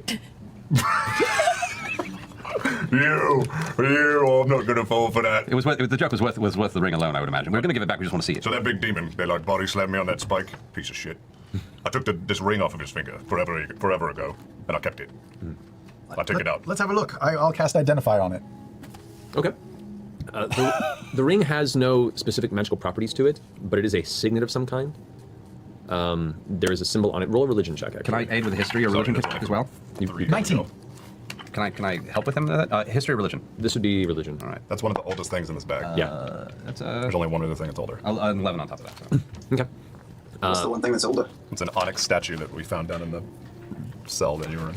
That he was in, yeah. All right, so looking at this, the two of you both conjecturing at it, the symbol here is one that you picked up specifically in the tome you did research earlier. Is a symbol of Asmodeus. It is the symbol of Asmodeus. Yes. I would have instantly recognized it at this point. Asmodeus, I was going to say that as well. Of course you were going to say Asmodeus, because it's like written 6 times in my notes. I'm literally staring at a sketch of it in my notes. I feel like we're simpatico on this. Can we use it? Is it like something that'll get us like a backstage pass to an audience of some kind? I'm going to take a long look at this thing. Is this some sort of mark of? Is this a marker? Some sort of favor marker? Is this a signet of stature? Is this a? You don't just put this on anything. It seems, from the best you can tell, make an intelligence check, actually. All right. Give me intelligence, insight. Oh, yes, please. We got 2 natural ones. 13. Did you really? Yeah. Holy shit. It's a nose ring. I think it's a contact lens. I think that it is in fact a some sort of I don't know. It's a napkin ring. As far as you guys go, it looks pretty damn important. It's the only thing you can ascertain from it. Let me see if I can get something out of it. That's fine. I don't care. Can I scry on it? Like scry and see if it shows me something? Let me Is see. that a thing I know? I mean, if you focus on an item, you can use the item to try and improve a scrying attempt if you're looking for a specific individual or location. Individual. But I don't think the scrying spell directly allows you to. There is a spell that does that though. Oh, man.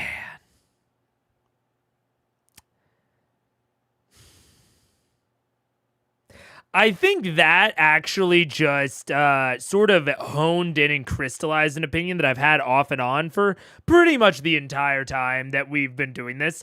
I have long defended players not knowing what their spells do. I have especially prepared casters like druids.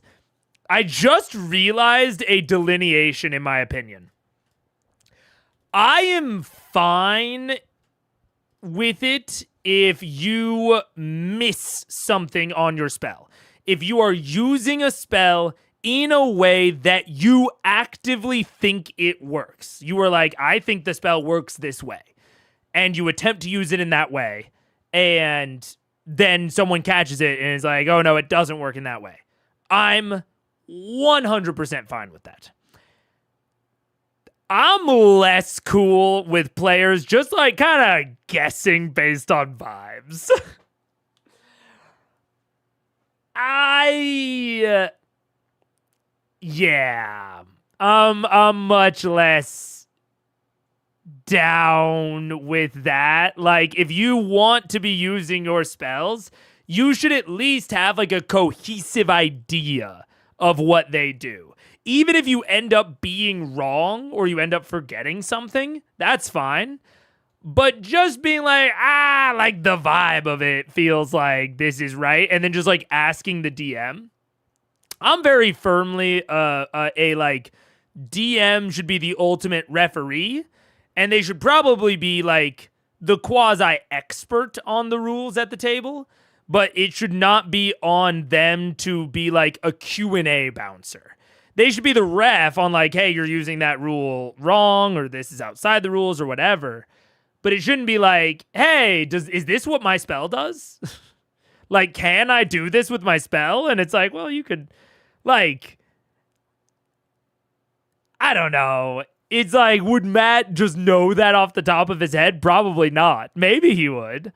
But it's probably faster, and it doesn't take up and I think this is the big thing. I think for this sort of thing, you could just look up the spell in the book to double check if it's like an active question on your mind, or you could look at one of your spell cards. Like, you are going to be able to find that information faster as the player in that moment, and you can leave the DM open to field other people, because the DM has a limited like communication capacity of like, I can only communicate with 1 to 2 players at a time, or maybe the entire table at a time, but running multiple conversations is difficult, partially, and also is like sometimes like literally impossible. Like I can't say literally the words of 2 separate conversations. I have to switch, you know? And so any amount that you can do on your own and not take up DM like dialogue time, essentially, I think is worthwhile to do. It's actually like one of the same core reasons that I am a default no when it comes to homebrew. Especially homebrew rules. Homebrew like features and whatever, that's kind of a different story. But like homebrew rules, like potions as a bonus action, I'm a default no on. I think they have to justify themselves, because I want to keep the ability for players to look stuff up on their own as intact as possible for this sort of situation. Yeah. In Marisha's defense, to me, a lot of druid spells feel a little loose in what they can do, especially compared to other class spells. I mean, Scry is not druid specific, but I know what you're saying. But this isn't like a question. Again, this isn't a question of she thought it could do something that it couldn't. This is her being like, I don't really know. Does this do that? Like, can I do that with this? And it's like, well, you fucking look it up. It's like right here. No, it's a I napkin ring. think.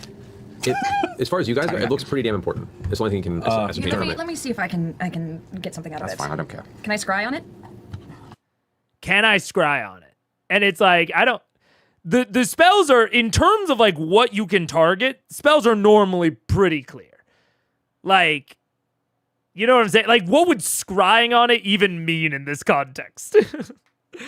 Like, you know what I'm saying? Like, even with, they've used scry quite a lot, and that sentence almost doesn't even make any sense. It's like, well, if you scried on it, you would just be looking at it. You know? So, you know, it's not even like she's misinterpreting what the spell does. She's just like, like, can I just do magic to it? It could be that she misremembered the scry spell does mention using items instead of knowing what someone looks like. Yes. But even if she was misremembering a detail of the spell, I still don't even know what she is like asking to do, and I don't think she does either. You know what I'm saying? Like, it's not just a misremembering of something. It is like I want to do magic to it, and I'm just using a spell term for that. It reminds me of, there's a moment in early Fantasy High. I think it's like Fantasy High Season 1. It's like episode 3 or 4, where Allie Beardsley says something to the effect of, can I spin my staff like... Actually, no, that was even... It was something like, do I have an ability that would let me spin my staff to, like, fly? or something along those lines. I can't remember exactly what they said. And the response from Brennan was like, do you have a feature that would let you do that? Or, like, would get you close to that? And that's sort of where I'm at on this, is, like, this doesn't feel like she is... Like, Keyleth knows what the scry spell does and is like aiming that at a particular thing. She's just using the term scry and like asking if it makes any sense. And that's like the type of not knowing your spells that I will defend much less. I'm not in the game of defending just like throwing out a random guess. I want my players to at least have an idea of what they are trying to do. Rather than just like throwing out a magic word, that's at that point, it's just like Arcana. Like that sense would have made more sense if she had said Arcana instead of Scry. You know what I'm saying? I think that it's part of why I think she deserves more grace with getting spells wrong compared to say Vax. Oh, I mean, Rainbow Dragon, I fully agree with you. And I have defended Keyleth and or not Keyleth, I guess, Marisha, and say I've defended all of them getting spells wrong before. And this is the moment where I was like, oh, there is a difference for my head. I don't know. Scrying uses an object of a person, no? If you have an item of theirs, you can trace it back. Yes, but she's not like, can I scry on Asmodeus or whatever? She's like, can I scry on the ring? You know what I'm saying? Maybe she wants to scry on the owner without knowing who the owner is. Maybe. But I mean, in that case, the owner would be the imp, which is dead, which, you know what I'm saying? So that, I don't know. For the first time, I think you're being overly harsh on Marisha. I don't defend her often. I think it's completely reasonable. She would think that scrying on the item would let her see the owner. I mean, maybe. I mean, I don't want to be overly harsh on Marisha. If you have not been here, long, which I think most of the people chatting have, I will defend her often. But I don't know. It is, even when it comes to getting spells wrong, this is one where it's like, I guess, see what you guys are seeing of just like, can I scry on it? Like scry to see if it shows me something. I don't know that I see any connection to the owner there. And even if it was about the owner, it would be the imp that they got it from, right? So I don't know. And even, I don't know, from that perspective even, even if players are doing something really different or really creative, I've even talked about like, I would, whoa, what the hell is happening with my, oh my God, all my windows just moved around. I don't know what that was. It's a thing of like clear, if you're using a feature to try and accomplish a goal, I think that should immediately kind of make sense. And if you are wrong about what the feature does, I'm fine with that. People get stuff wrong. But I don't like it when players just kind of throw out like maybe this will work. Like, can I do it to show me something? And it's like, well, okay, what do you want it to show you? Does she want it to show her the owner? She didn't say that. I don't know. I need like a clear line of like, what are you trying to accomplish? And like, why do you think that the thing that you're using will accomplish that? If it's not instantly obvious, you know what I'm saying? I don't know. I'll leave it there. I think I've made the point. But yeah. Sounds like you're talking about players having a little bit of conscientiousness before they ask questions to waste time for the GM. I think it's less about rules and more just about politeness and consideration. And, I think it's specifically politeness and consideration in the vein of the DM's like individual time is more valuable, and I don't mean that in like they're a more valuable like piece at the table than the players. I don't think that. But because they have to facilitate the world for every player at the table, they can only do so much of that like per unit of time.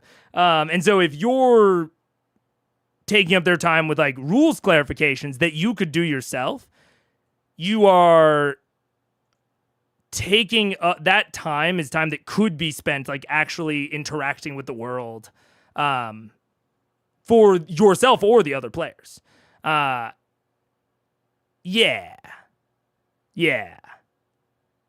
It's just to have this is actually kind of a weird thing, but it's almost like I want players to have a confidence in that what they're doing is possible or right. Or to like ask like a direct question because they're confused of like, hey, I looked at this spell. I'm looking here where it says this. Does that mean like this or this? Then you're interacting with them as a referee. But I don't really feel like that's what's happening here. Yeah. I was thinking of the owner as maybe someone who gave it to the imp. I just don't take it as her being maybe scribal work. I just don't see any intention towards like finding the owner. I think that is an intention I guess you could read out of this. But I certainly didn't. And I don't really get it, but I have very much interpreted that sort of thing differently before. So I definitely don't blame the interpretation or blame y'all for interpreting it that way. I haven't seen the stream for a few months. What's your opinion on Tary? I like Tary so far. I haven't, it's been a little bit for me as well, since I last streamed, but at least the last I remember, I was liking Tary a lot. I'm liking it now that he's kind of working into the group dynamic a little bit more. He's got some more individualized relationships with the different members of Vox Machina.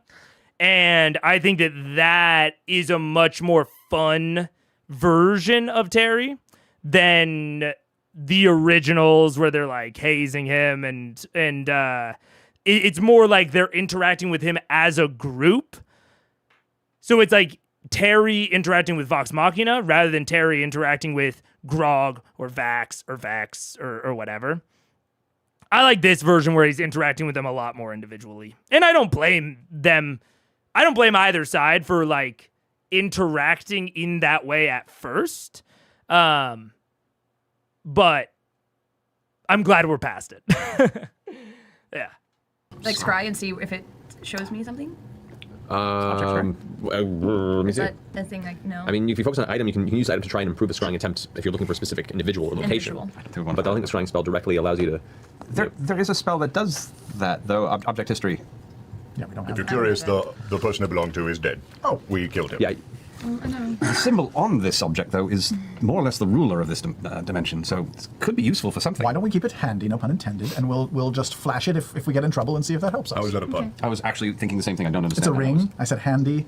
That's a stretch. I'm very I don't think that really... I caught it. I caught it. I'm sorry to say. Well, are we taking this deal, or are we Are we doing it on our own? You know, this imp that I saw did have sparkly gold armor. He maybe looked like an important imp. I'm just saying, I feel like everyone's here wanting to make a deal. It might be good to talk to others. Vex, you're being awfully quiet. What do you think we should do now? Yeah, Vex. Vex at this point is going to watch the whole thing. She goes, well, to be perfectly honest, I haven't heard much detail about this deal that you apparently seem to make. What do we make of the deal? Owner of this establishment we're staying in works for a man he doesn't like. Just curious what would happen if he wasn't working for that man, if he was suddenly, for reasons unavailable. And for that, we would probably be arrested if we dealt with it inappropriately, and we would be in a position to make our enemy accessible, I suppose. We have to be a bit cagey. There are ears apparently everywhere. Right. I mean, even here. I feel like we don't need to make a deal to go murder someone to get arrested. I Once feel like I could just go streaking in the street and just say words and we would get arrested. As actually, that's true. Strangely excited about that plan as I am. Why do we need to commit this crime and then suffer the apt consequences? Yeah, but once once we're arrested, he's supposed to like shuffle us in, on the low into yeah. Well, where we need to be, not necessarily out, never came up. Out never came up? You're our out. So we leave out all of this behind once all that's then why do we need him as our in? Because we have no other plan at this point. At this point, we have no other plan. You were supposed to go find something, but you got followed by demons. Yes, I did. Well. Yes, I did. I could attempt something similar, potentially with kind of a higher levels version of my locate creature spell, which is find the path, which could get us close potentially. What if the guy who wants us to kill is like a real piece of shit? They're all pieces of shit. Everything down here is a piece of shit. Does anybody have a problem with that? It's just like, piece of shit, and he's gone. The only I'm not gonna go too into it. Obviously. I talked about it plenty during 91. I will just point out that Grog is like, why would we do this? We have no other options. You were supposed to get us another option, but you failed. And her being like, and Marisha's like, okay, well, maybe more people could try. And I will continue to go insane if they act as if it is. But this one will be, it's less emotional. It's less pet peevey. But I might go a little insane if they continue to imply that there are no other options other than this deal. Because all that Keela just said is like, maybe we should consider other options. And Grog was like, hey, you tried to do that and you failed, idiot. And it's like, bro, you got any ideas? Maybe we help out a little bit? I don't know.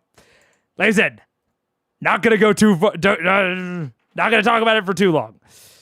But The problem I have with it, and the only reason I'm even being vaguely hesitant about any of this is because they're all pieces of shit, including the one that we're making any sort of bargain with, and they are professional bargainers, and I know we're missing something. We kill him too. It's a lawful evil dimension. If he wants his boss dead, that means that there's going to be someone else above him. If we kill one guy, who's all going to want to kill us? Did he ask like a decision by a certain time?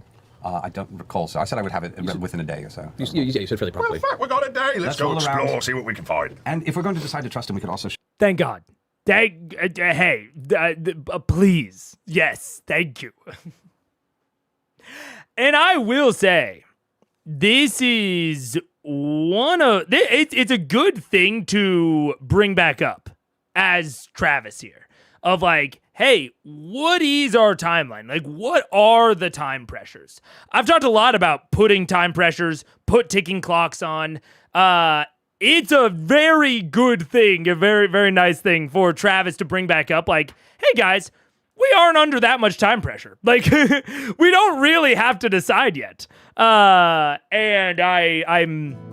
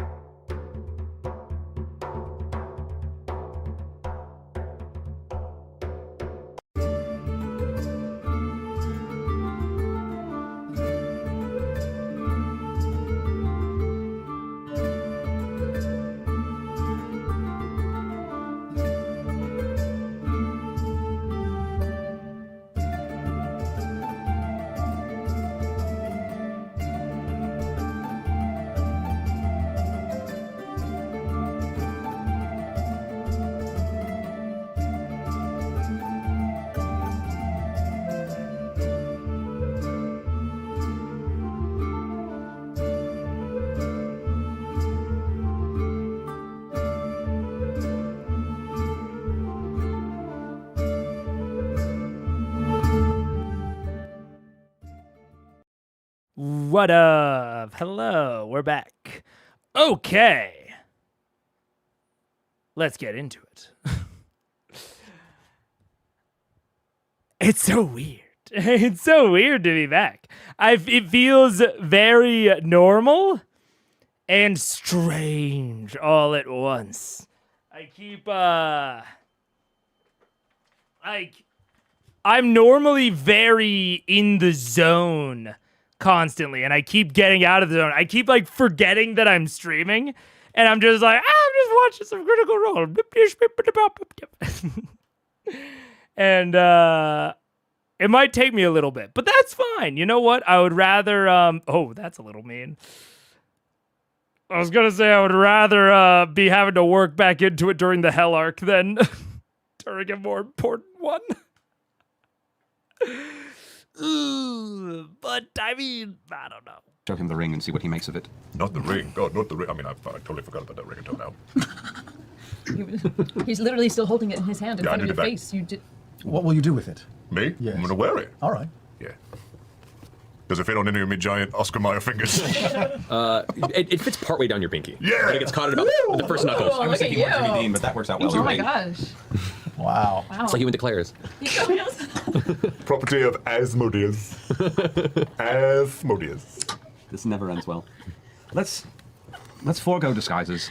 Oh, wait, yeah? Completely. We're going to just drain ourselves the more we pretend to be something we're not, and obviously it's not helping us not attract attention. Vax, you got any problem with that? I mean, I don't know what the deal is with the people who are interested in me. Yeah, it might not I make can't tell if one's better or worse. But we're just going to go waltz out into town and see what happens. Is that the idea? Well, Keyleth could keep her wings and armor, and they'd be possibly less likely to question any of us if we're walking around with someone of reasonable stature. If I might remind you, for 50 minutes now at this point, right? Yep. So then we're all dead. Yeah, then we're all dead. Well, it's like curfew. We have to be home What over about 50 you? minutes. Do you have like a magic jockstrap you can rip off and change into something? I've already done that. We're all tieflings because of me. Not me, bitch. Well, He's not you're tiefling. abnormal. Oh, thank you. Kiki, the prison that you Very saw, kind. did you get any idea for how big it is? The what? The prison that we need to break into or get arrested and pulled into. I didn't see how big. It seemed immense, and like it was probably pretty big underground, but I can't be for sure. I would say it would be safe to assume that a prison in hell would be so big that there would be sayings such as big as attempting to fill a prison in hell. I feel like this is just, I think we're like walking into idioms at this point. But if this gentleman, if I may call him a gentleman, can escort us to the right cell block or whatever, that might be very, very handy. I don't want to spend any more time in hell than we have to. And as much as I usually hate employees revolting against their employer, I feel like we've got a bird in the hand, so to speak, and we should strike while the iron is hot, if I can use many, many cliches all at once. Wait for it. Wait Wait there for she it. is. Wait for it. Hey! What's going on? Okay. I mean, okay. I never dislike a character or a player just being like real clear, encouraging action. You know, I am normally not super against that sort of thing.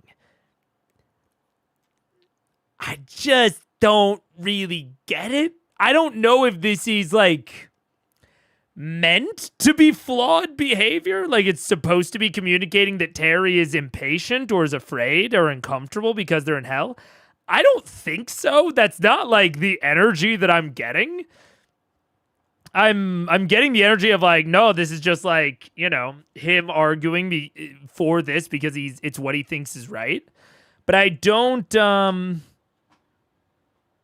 yeah, I don't know. I don't get the time pressure. But maybe they're about to go through it. Tary seems pretty reasonable. Yeah. Yeah. Tary as an overall character, you're right. But yeah, I don't know. Maybe there's something I'm missing as to why they feel such an extreme time pressure, but who wants to hang out in hell? I guess. I guess.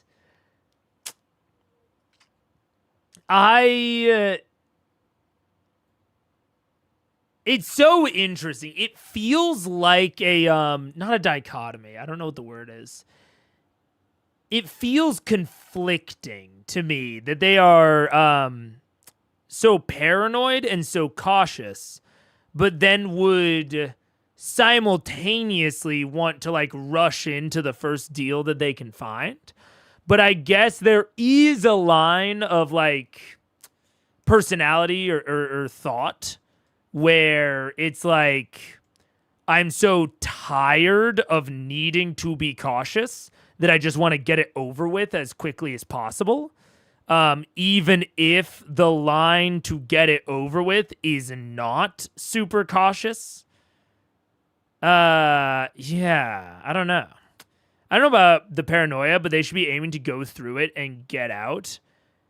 Maybe. I guess maybe I'm just not really understanding the feeling of ever-present danger that they seem to feel, and that you seem to vibe with as well, Sarah. And maybe it's just because I have, I'm sitting in the DM's chair a lot, so I think I have a good, I guess, comparative understanding of player character levels, where it's like, they're a party of level 17s. There's very few things, likely in the entire city of Dis, that could even challenge them. Like, they could probably kill that devil downstairs without too much trouble. So it might just be that I understand better than they do the comparative safety that they're in. I don't know. Yeah, they seem to be just like very, very perpetually afraid. And I don't fully get it. They did just come from making a deal with the devil with Raishan, the green dragon. This is true. This is true. And, I talked a little bit earlier about like every planar kind of excursion has gone relatively bad for them. But yeah, I don't know. Like, hell is a bad place to be is very fair roleplay unless you're either a metagame or video game mindset or an evil person who likes to witness suffering. I guess. I think yes, I agree with that. I just don't know that it's a mindset that is extreme enough to, like, again, take the first deal that you find with very little other exploration of the options in the space, right? Like, this is not an argument of like, I want to get out ASAP. Like, this isn't an argument of that in isolation. He is saying we should not take the time to look for or consider other options. We should just take the first one that we got so that we can be out of here as quickly as possible.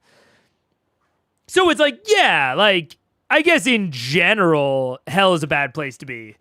But is it a bad place to be to the point where you would risk your own safety and like be that reckless? Yeah. Because they have just come from killing the entire Chroma Conclave. Like, they have already killed interdimensional threats. They should have an in-fiction understanding of how strong they are. Yeah. There's a chance they might view everyone there as being around their level. Honestly, I think you're right, Rainbow Dragon. I think they do. And I don't think... I don't think that's accurate. But I think that is, like, rooted into Keyleth thinking that they can see Vax's, like, divine alignment. I think that is, like, linked in to them viewing everyone there at about their level. Which, I don't know, I guess maybe that is possible. And to their credit, Matt is not doing a lot to dissuade them of that notion.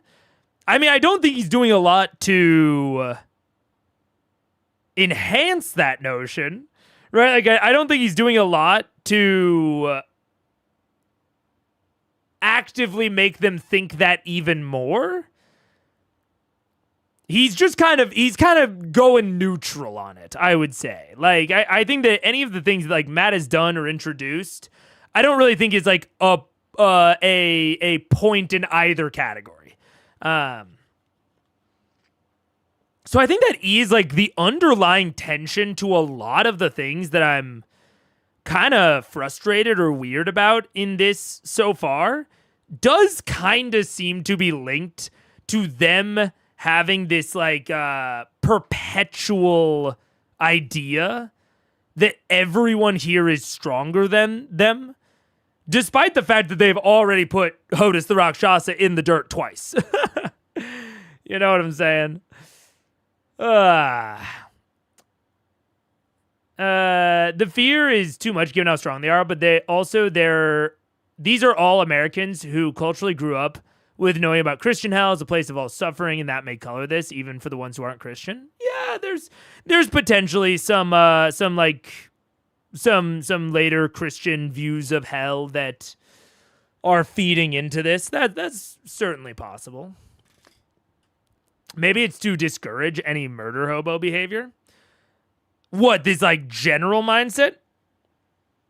I would agree if I thought that Matt was actively encouraging the mindset, but I don't really think he's doing either. He doesn't really seem to be engaging with the mindset much, which is like, I don't know, that's fine. That's fine. Like, it's a thing that is like currently bothering me, but in the grand scheme of things, it's probably like a 1 to 3 episode thing. And so if you're Matt, you're probably not like, if I'm Matt here and I'm starting to pick up on this, I am probably thinking about, unless hell is important for the final arc, which I don't think it will be, unless that's the case, I'm probably not going to focus super hard on trying to dissuade them of this. I would probably focus on making the arc faster, which, to that point, that scene with Keyleth and the Chain Devil wrapped up pretty damn quick.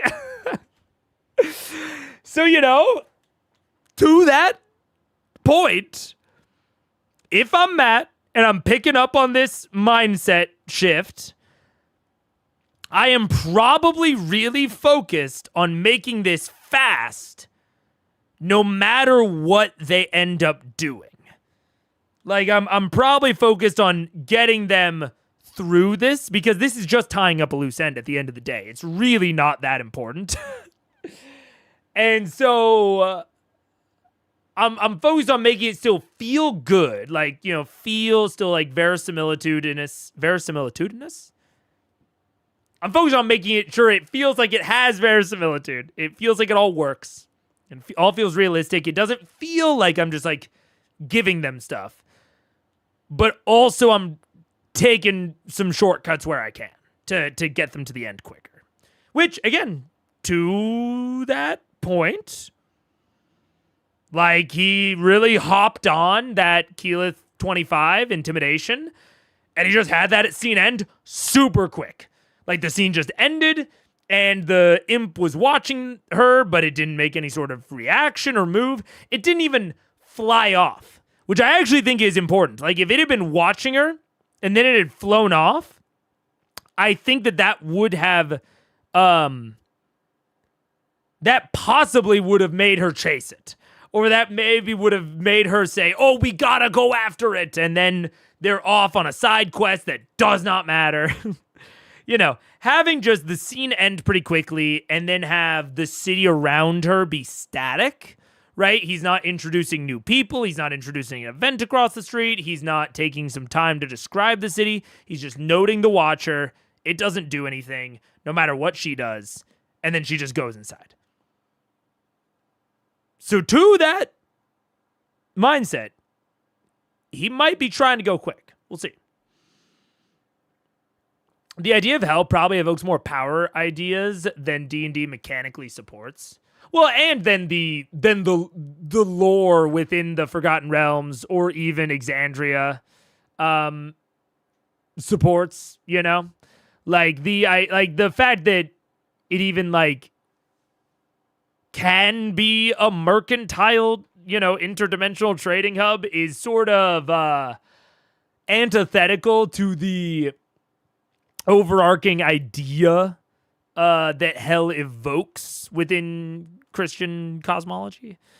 So, but that, you can logically know that as a player and still have like the feeling of it. Yeah. There's probably one meta reason, but I can't talk about it until the end of episode 92. Let's get to the end of episode 92 then.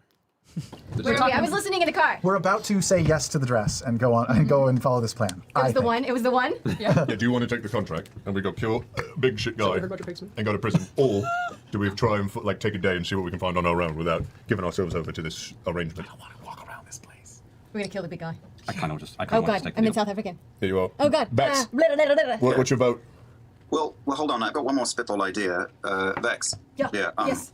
That gate stone that we've used so many times, does that only work on the material plane? Well, here's the thing, darling. I gave the other gate stone to Scanlan. Right. Right. It won't get us out of here. No. We don't have one. Would it take us off this plane, though? Or Well, it would take one person off this plane. It only take one person, and they have to be on the same plane of existence. So no, Yes. we You would wouldn't know have that one anywhere. based on the enchantment. Even if we had one, which we don't. So that's a dead end. All right. Also, I heard you guys talking about the guys with the gold armor. Huh? While you were standing 2 feet When away, I was yeah. standing right here, I heard you guys talking about it. Yeah. And those guys are the guards of the city. Those are those imps in the gold armor that we were warned about those guys. We were? Yeah. Well, why didn't you chime in before? If I could speak up. But I wanted to. I was biting my nails really hard. We have a day or so. Does anyone else think we should maybe not take the first deal that presents itself in the first tavern we step into the city? Does that not seem super convenient?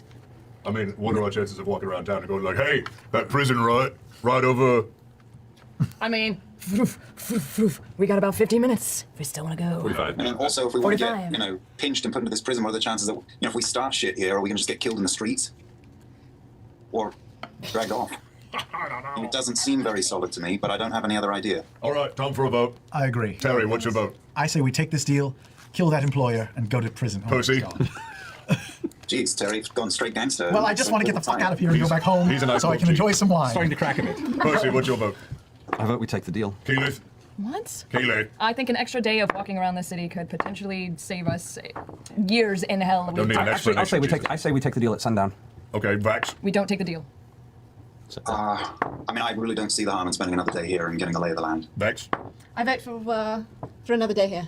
All right. But if we don't find any leads, I'll vote for we take taking the it. contract. Me and Terry, That's double three. like That's three. No, I was to a swing. three. I Should swing we have- back. What? You swing back? I say I take the day. He said he wants the day. Yeah. Bullshit. All right, we take the day. Well, Doty hasn't voted yet. Neither does Trinket. Oh, is Tony the senator who breaks the... Maybe they should arm wrestle for it. I like Tary being more verbal with the reasoning. I do. And if you're not going to, yeah. Because just a second ago, I was like, oh, is that supposed to be like flawed, or not even flawed, but at least motivated reasoning? Like how much of this is Tary, how much of this is Sam? And the second, like his reasoning during the vote there of like, I just want to get home and drink some good wine, it at least plants it for me firmly within Tary's head, which I like a lot. I like that. So I think, maybe not flawed reasoning. That's the wrong term. Motivated reasoning. It feels like there has not been a lot of character motivated reasoning thus far. And so regardless of if I think it's reckless, I'm down for a character to be reckless as long as that recklessness is motivated. And Sam did about the bare minimum to get me there just now. So I'm good with it. And I agree, my inner guinea pig, Travis, getting people on course, moving forward, 2 thumbs up. It's honestly the sort of thing that I associate mentally with Vax, of like that sort of like, let's take a vote sort of decision. But I think that there might be a bit of a, virtual physical barrier to that. Less comfort with that. Or, possibly it's just that some of the dynamics are shifted a little bit depending on the environment. I think that's also very possible. But I really appreciate the because obviously Keyleth was pushing forward some alternative ideas, obviously, very, very much so. And Grog was kind of back and forth on it. And I appreciate Grog actually just like laying it out and being like, okay, are we going to take this deal, or are we even going to consider any other ideas? Because right now we're arguing about individualized ideas, and some of us just don't even want to consider the other ideas. So let's have a vote on like, okay, are we going to approach other options or not? And I do really appreciate that as a way to not get too stuck. Because now that they have at least decided on this, they can all focus on that without constantly coming back to the deal. So I also like that a lot. Maybe they should. Do it. Doty, Giant grizzly bear. arm wrestle that bear. Turns towards you and Trinket goes, Tricket's arms don't bend that way. Tricket, you can do it. kind of saunters up and kind of looks up, and then Doty like kind of fogs up the metal for a second on the outside. Wait, I haven't chosen my dice yet. Choose your dice.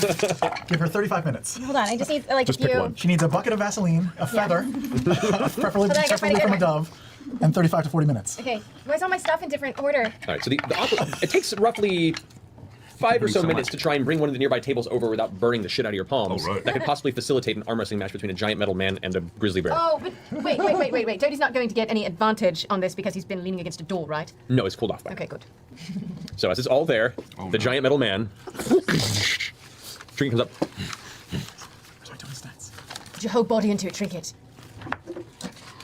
And Trinket doesn't grasp. Trinket just goes and just does like a claw strike at his hand because that's what what he a bear does. does. And so the giant open palm of the automaton gets slammed by the strength of Trinket's claw, and this is going to be the one way or another the fastest arm wrestling match you've ever seen. I need you to go ahead and roll d20, add Trinket's strength modifier. Okay. Come on, Trinket! Do it. Either way, I'm entertained. I know. Just nothing but winners. 14. Roll d20 and add Doty's strength modifier. 10. The bear's claw goes full swing. Doty's arm kind of gets thrust back and almost seems to pop out of the socket briefly. Before it pops it back in. I must wage a Trinket. complaint that was not a regulation arm wrestling match. They did not have elbows down. That match doesn't have arm joints. It's not my fault that you didn't design your robot bear to have arm joints. He's a real bear. He's a real I bear. haven't seen any evidence of that. Trinket, go pee on him. Go potty, right there. Please don't. I rust Right in there. many places.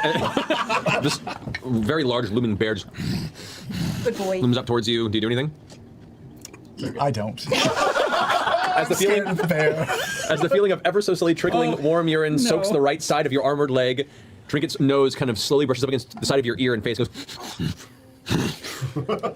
licks the side of your head, and then the last little bits of trickle end as Trinket turns around and lumbers back towards Vex. How's that? Okay, I got it. You're supposed to sleep in Which, by the here. way, there's now it's starting to actually kind of sizzle. That smells and, really awful. I'm and sorry. there's mist in the room. Make a point in the room we're I'm sorry, sleeping I'm sorry. in. I think really nice if we're going to This is go Grog's room outside and take anyway. a look around, I think now is the time to do it. All right, let's go. Do we want to show our friend downstairs our ring?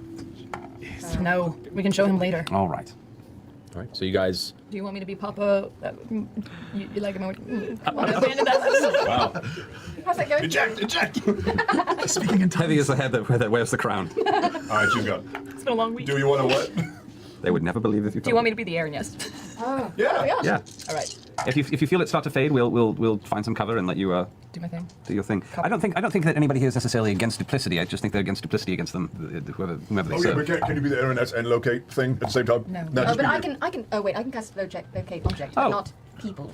Does it work the same way? Right. Would a Hodis egg ball kind of be an object? Nope, Like that a is Pokeball. specifically a creature. Pokeball. Was there? Would a prison be an object? Keela, just be you. Don't be a shark. Location. What about the prison Just be door you. outside of Hodis' room? You haven't seen Sure, it. I got 30 minutes left of this 9th level spell. We'll pop it out. We'll pop it out if we need. Yeah, what if somebody comes up to you and like thinks you're somebody and you're not, and then you gotta like talk? She's her own person. It's not like she looks like any other one, No. right? You could locate. I look like I Like just like her? I currently look like that. Hot. A 1984 Yeah. Metal magazine. Yeah, I mean, she's full Mystique. She can pretty much do it all at this point. that's true. I can't do it all. So what's the You point we can take? Yeah, he's right. I'll just take my regular tiefling form. Okay. For now. So you guys got your things. But the rest of us are normal, right? Because we Yeah. don't have all the stuff Yeah. anymore. Correct. So if anyone asks, we belong to her. Correct. Got it. Not me. Run for 30 minutes. All right, fine, 30. Very expensive.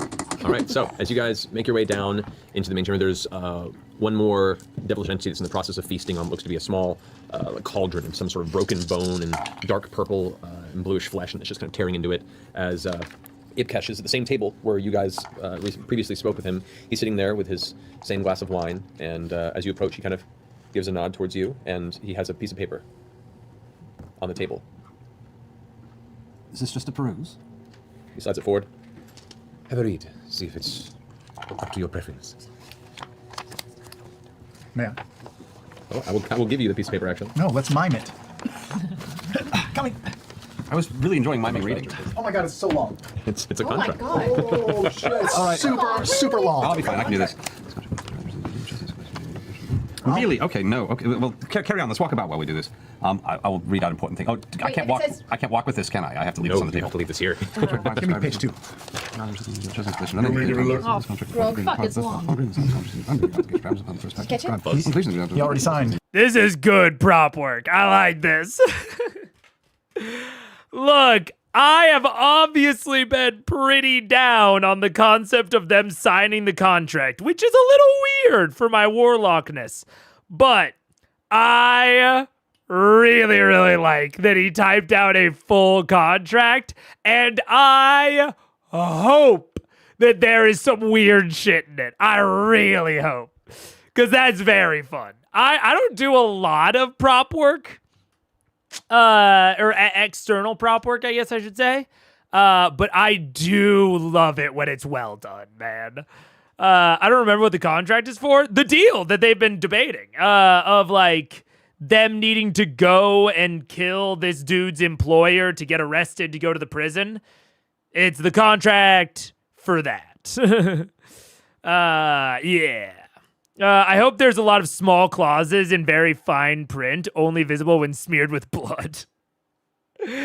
I really hope so too. I mean, I would like it if it was oh man.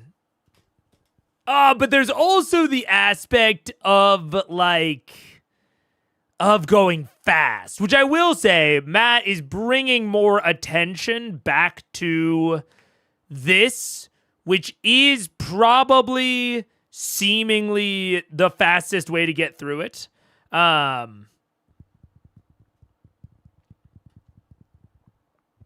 Yeah, I won't try to tie this back to any of the broader things. I'll just say I like the prop work. It's very fun. Why do they need to go to prison again? Seems like there's easier ways to get arrested. That's the conversation that they were having earlier. Basically the deal is that they will kill this guy's employer, they will get arrested for the murder, and if they do the murder, the devil will make sure that they are placed in the prison in an advantageous spot. Like, basically, they'll be placed in the prison cell next to Hodis, and there'll be, like, a hole in the prison cell's wall or something that they can sneak through to fucking kill him. It's basically that it will be the most advantageous way to get arrested, if that makes sense. Still very reckless, obviously, and I've been getting been doing plenty of talking about how I would possibly do other things, but I think that's the idea. Yeah. I'm almost sure Matt or Tao released a pic of the contract on Twitter. That's very funny. I might look it up after the fact, maybe. If we're being real, I probably won't, but that is very fun. Pack. Can I roll my dice while they're reading a contract? Sure. Contract's a hold remains until the future. No. Nope. I can actually follow this. After Verbalist, you're an evil person. It's like a CPA minigame of Vox Machina. I just want to update my iPhone. Jesus. I know, no shit. Kinda, yeah. Would you like me to read the contract out loud? No, it's so long. It's so fucking long. It's got to be. There's like. Well, will you read too much out loud? We will read it out loud. Okay. Tell us I feel like we anything. should do this on This contract binds the scribe and recipient into a deal of chosen escalation for an unending period of time, or this contract is voided by an agreement on the part of both both parties. Upon agreeing to and signing this contract, the recipient is bound to their agreed obligations and parameters within the first pact, as is described. Upon completion of the agreed obligations and parameters on both sides of the initial pact, the first pact is considered complete and concluded. The contract as a whole remains until the predetermined period of eternity, allowing the recipient, should they feel inclined, to invoke and trigger the second or third pact any time thereafter through verbal acceptance in relative proximity of this contract. The obligations and parameters agreed upon within the second or third pact then become binding and immediate to be fulfilled on part of the both parties within an agreed upon period of time. Upon completion of the agreed obligations and parameters on both sides of the second or third pact, that pact is considered complete and concluded. This contract remains in effect through all pacts and thereafter maintaining any agreed upon specifications and obligations that remained outside of a pact's completion for eternity. Any violation of this contract on the part of the scribe immediately holds this contract null and void, requiring a penalty payment of 15,000 gold pieces to the recipient to be paid immediately. Any violation of this contract on the part of the recipient immediately locks the claim and ownership of the everlasting soul of the recipient, invoking the laws of this pact primeval under the control and dominance of the scribe for all eternity, sending the soul of the recipient immediately upon death to the scribe to do with as they see fit. Yeah. First pact. The scribe, your Definitely name, like your that. name, Ipkesh, agrees to enable safe passage to the depths of Mentiri, specifically the Bastion of Flesh, unharmed. Bastion of Flesh. The recipient, your name here, agrees to be the instrument of assassination leading to the death of Utugash, or whose name I will not say out loud, the herald of something I will not say out loud, with the revealing or leaving of evidence that could connect or incriminate the scribe in an act or reasons for the act. Second pact.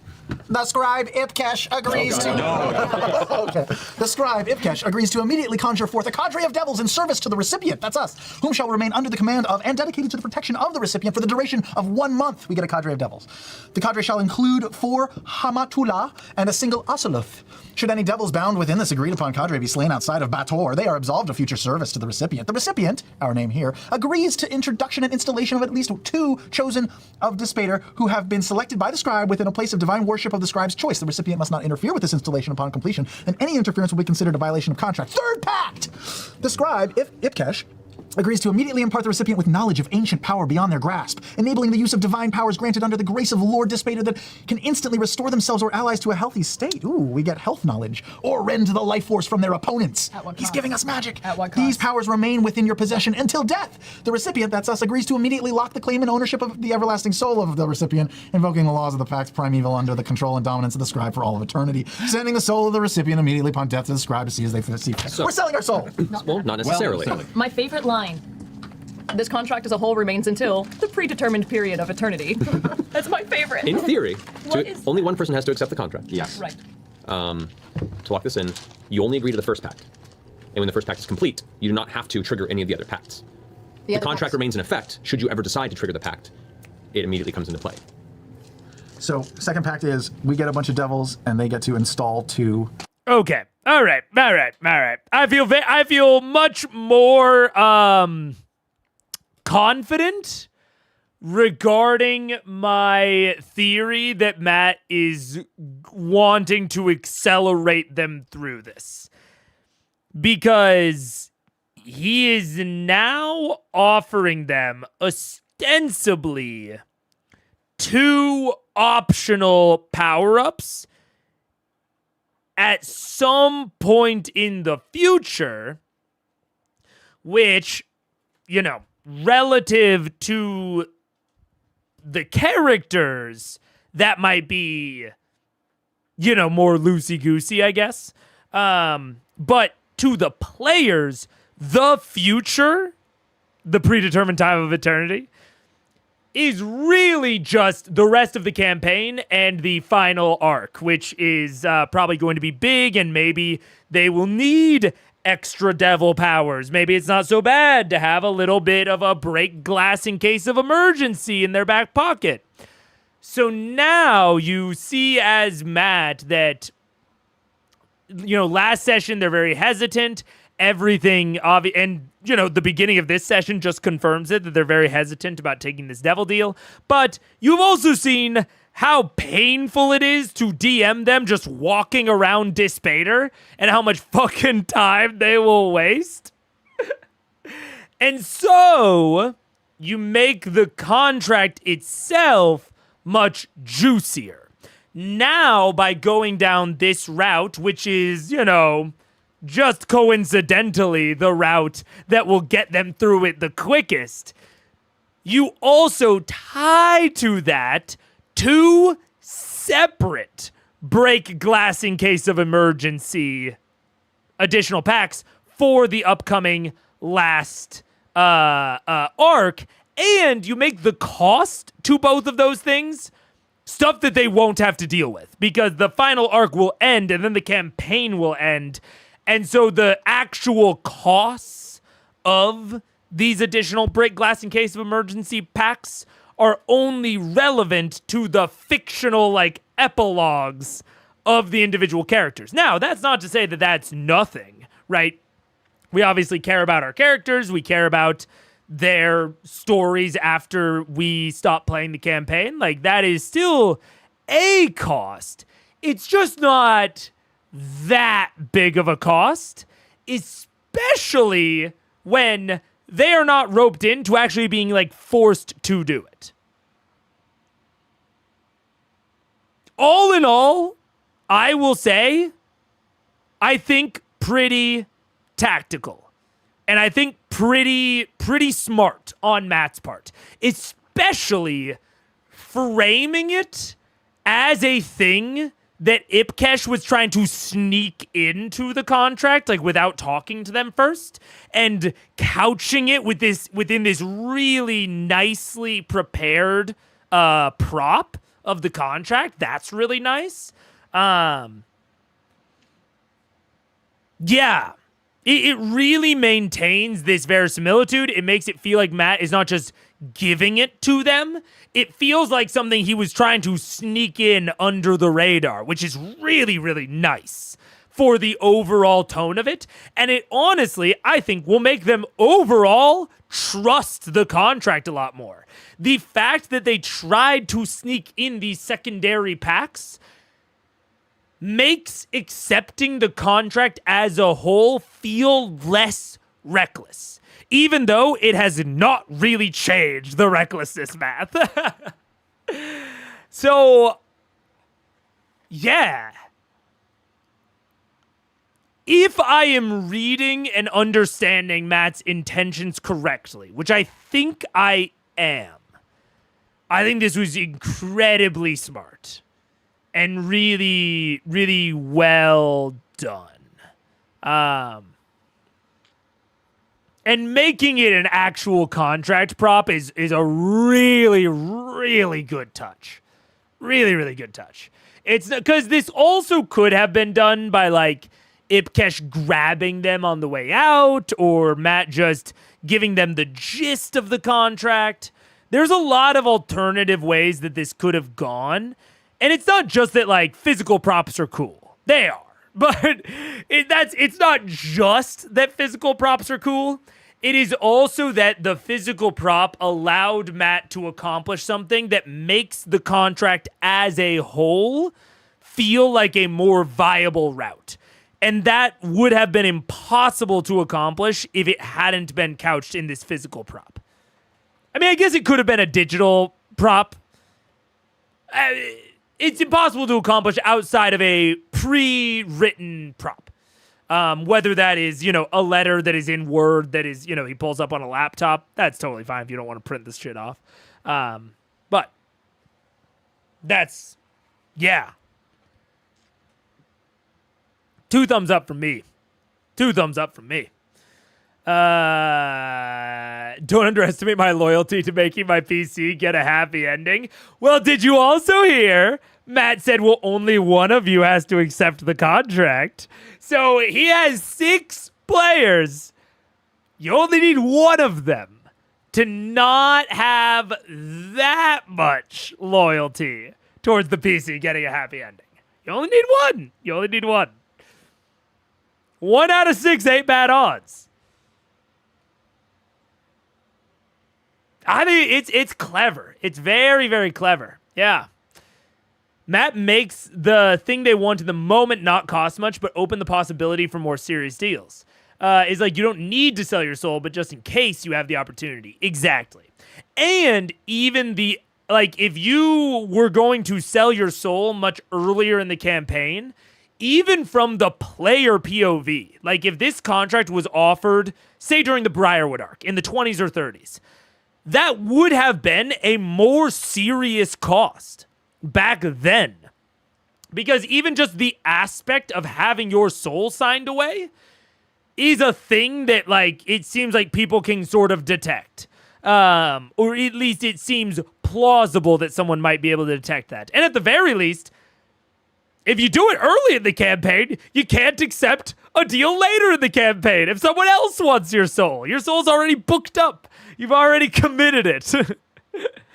And so, even if, as a player, you're, viewing the soul offering as not that much of a cost, it's even less of a cost because it's happening right now as opposed to in the past. And they'll be able to, like you said, decide when they want to do it. And they might never, if they never run into a time when they need it. So I think clever. I think clever on Matt's part, and I'm into it. It's making me a lot more sympathetic to the idea of taking the pact, taking the deal. Because I was pretty negative on it. I was like, hey, this seems way too reckless. But now I'm kind of like, well, I don't know. It's not that reckless. I mean, you're getting some options. Yeah. Yeah, man. Really well done on Matt's part. I'm thinking over all of the different problems that it solves, especially within the context, because he obviously did this before 92 started, right? He obviously did this back in between episodes 91 and 92. And I think this is indicative to me, maybe the most out of any prep I've directly observed. That's very obvious that Matt did it between the sessions, Because some prep, it's maybe he had it planned that way from the beginning. Maybe he had it planned that way for 4 sessions or whatever. But to me, this is very obviously he did it after 91, before 92. And I can't think of another instance of that seems as self-aware of potential problems within the current plot line and within the current player behavior, and is really seeking to solve them in a very cool way. In a way that has style and gravitas and funk.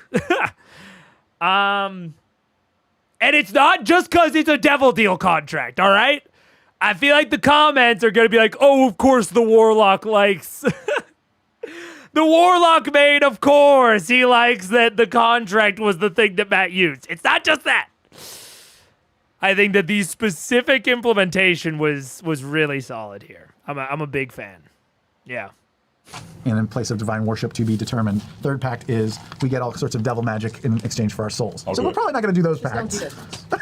Why? So we went in to buy a car and he's also offering us a condo and land in Florida at the same time. That's about it. But you don't have to perpetuity, though. Yeah, in perpetuity. So you don't have to decide now on the other pacts. But at some point down the road, if you're ever in a situation where you're oh shit, we're all about to die, I invoke the second pact. Boom, you get a bunch of devils to help you for the next month. Wow. Do you just say that? You're Ripkesh, I take that second pact. And I've literally had this in one of my games, and it did go super duper well. I won't lie. I've told the story before, so I won't rehash it. But I have literally had the moment of Clavicus, I would like to bargain. And it was a show-stopping moment in my campaign, and Matt is offering them 2 of those moments. It's very solid. It's very solid. Invoke the pact. So the second pact is we get a bunch of stuff, but we have to do agrees to instruct an installation of at least 2. We have to take 2 devils and put them in a place of holy worship somewhere in the world. Right. Okay, and then the third pact is our soul. Yes. Yeah. Our soul for somebody else's life. One of our souls or all our I souls? will also say I like the 2-stage thing of installing devils in a place of worship, because that's pretty vague and the party could definitely find a way to kind of skirt around that. It gives them a lot to play with. So I will also compliment the 2-stage nature of this. Matt easily could have jumped just to the, I give you a bunch of shit, you give me your soul. But I like the escalation of it. Frankly, I might not even have made a soul-related bargain. I might have just made two separate non-soul based packs that are both something along the lines of like installing the devil, but to Matt's credit, there is also a bit of an aspect of like reintroducing chores and tasks and shit. Like, so I think he cut a good middle ground of giving them one thing that is not soul related, but does, you know, possibly introduce a bit of a chore. But it's a chore that could be handled off screen, frankly. Or, you know, in a post-credit scene or something. And has, you know, nice lore implications moving forward. And then he has the soul one. Yeah, man. I like it. Good tactic. Good tactic. One person has to sign the contract, only that person's soul. Oh, that's not so bad. And the first pack described it as safe passion, depth, and specifically passion of flesh unharmed. I feel like that's a little thin. Do you say this in character? I feel like the first pack's a little thin. Well, there is room for negotiation. That's fair. If we have some time, I could summon my father's army of lawyers. Do they have a branch here? No, it would take them quite some time to arrive.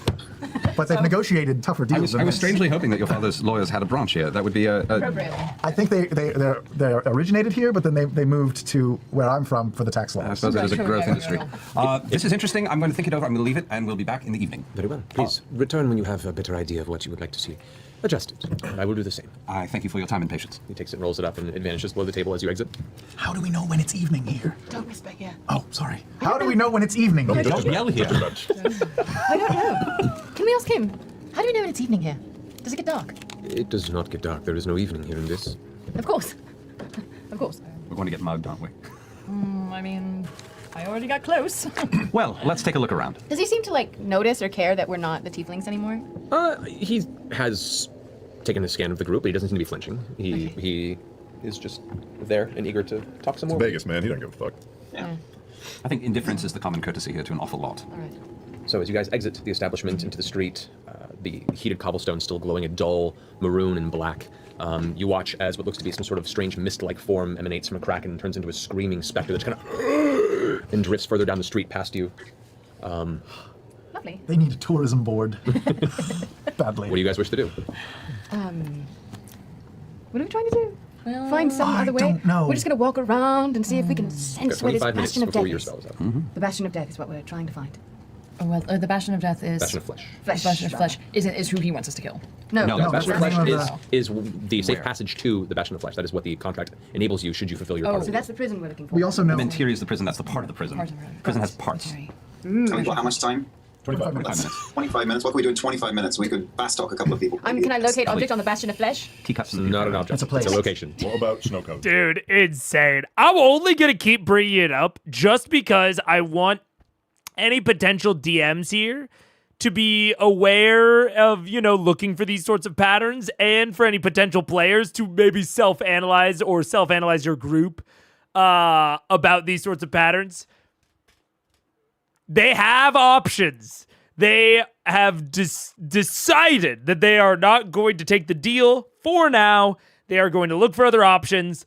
And Vax's first thing that he says is, we could fast talk a couple of people. Which, sure, or maybe something else. Maybe something else. Maybe we're going to go and look for a place of authority. Like, we're going to look for, like, I don't know, like a police station or a guard outpost and see who's hanging around there. See if we can tell if the different species of devils congregate or are flowing in a certain direction. Because, again, the lemurs already seemed to have a direction that they flow in. Just something. And we already know that, like, Matt has talked about there being, like, different districts of the city. Can you, and like, you know, that the architecture changes. Can you find the architecture that is similar to where the outside, or to what the outside looked like of the Bastion of Flesh, or the, whatever the actual prison was called, in Marisha's vision, or in Keela's vision? There are options, is all I'm saying. Just gonna keep asking. It's 25 minutes until your wouldn't be vexed if you spell didn't. is dissipated, but once it is, we can do locate person. Vex. Correct. I Yes. can also do find the path if I have a little piece of the prison. If we can get a little piece of the prison. What the fuck? What? I just need a little chunk of prison lock. If I just had a little piece of the White House, I could just I don't think it's that crazy. I'm with her. I don't think this is that crazy. If I had a little piece of the White House, but it's not like that. It's like if I'm in Washington, D.C., and I have a little piece of the White House. I don't think that's the craziest thing in the world. I think you might, it's like, oh, maybe you could find someone that has like a pen from there or something. I don't know. But I'm with her. I'm with you, Marisha. I don't think that's that crazy. do it. Hey, there are people who walk away with pieces of forests, true. But- beaches. They get their all the personal time. life. Where do you find those people? Just I don't walking know. around? Does there look like an oddity store? Did you Would I ask have us any something? last little bit of Hodis grit or funk in my belly button where he shanked me? Yeah. No, I mean, No. unless you guys have anything in your possession from that battle, then Vex, no. you had mentioned that you had a locate object spell. I do. Is there any object that this person we're supposed to assassinate has that you have seen and know of? Oh, this person? No, I don't know. No. anything I mean the about- one that we came to the Nine Hells for, this Otis. Perfect. I mean, he had knives. He did have knives. That's the only thing I remember. He had a cloak, did he not? He did have a cloak, but I mean, last Okay. time we saw him, he was also a I little did see riding those knives, right? You did, but also Yeah, I when mean, he was just like a cat baby wrapped in bacon. with a tiger skin hoodie. I don't know if he would still have those items. No, the objects would not reform with him. He would reform without all the material possessions that Potus had on his body when you killed him were left behind. Does there look like there's like a weird oddity store or dealer? Make an investigation check. I'm also getting in on that. I'm looking for anything of value. Okay. I know. I'm. Natural 20. Never mind. All right. You don't ask around because Just try some shit. It's also hilarious that Matt is even saying right now, you don't ask around. Hey, you don't talk to people. Maybe stop trying to talk to people. Just try some shit. Just roll some dice. They've had success already in like looking at the lemures and they just abandoned that. Just try some shit.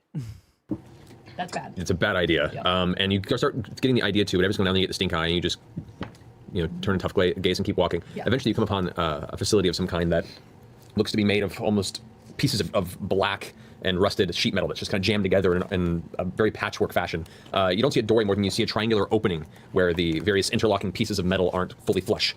And from the inside, you see a soft, kind of reddish-orange glow that flickers ever so gently.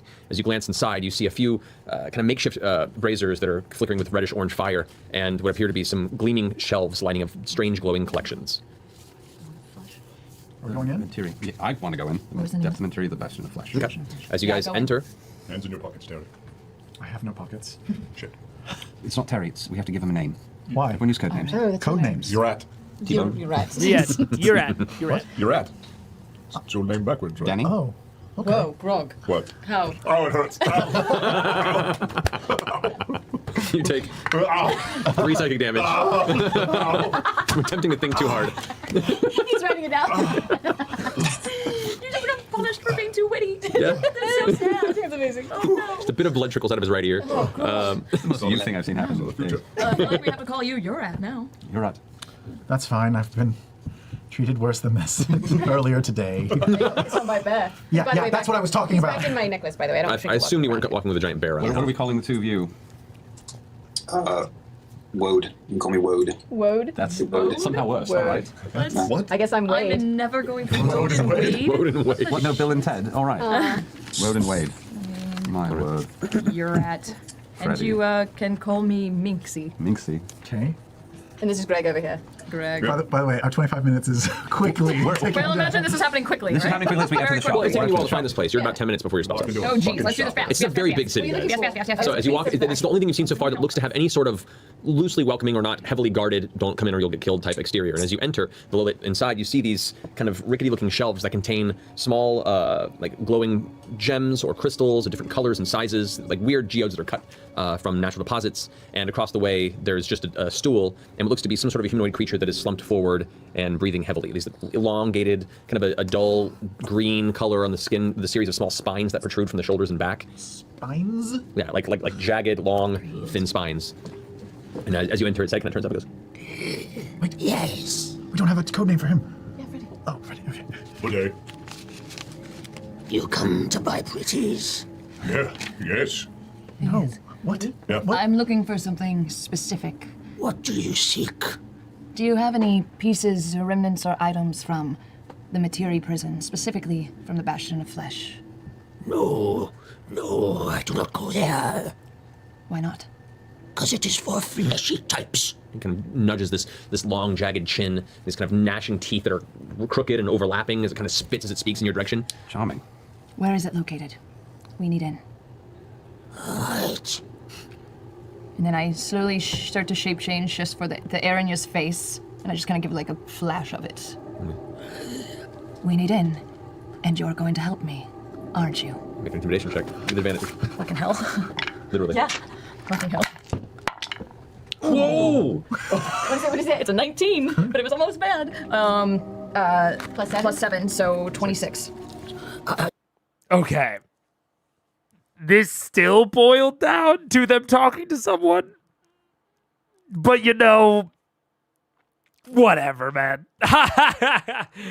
Look, man, at this point, whatever will get him to the next one. I've said my piece. Whatever will get him to the next one. And we're about to have ads in a minute, which is why I paused.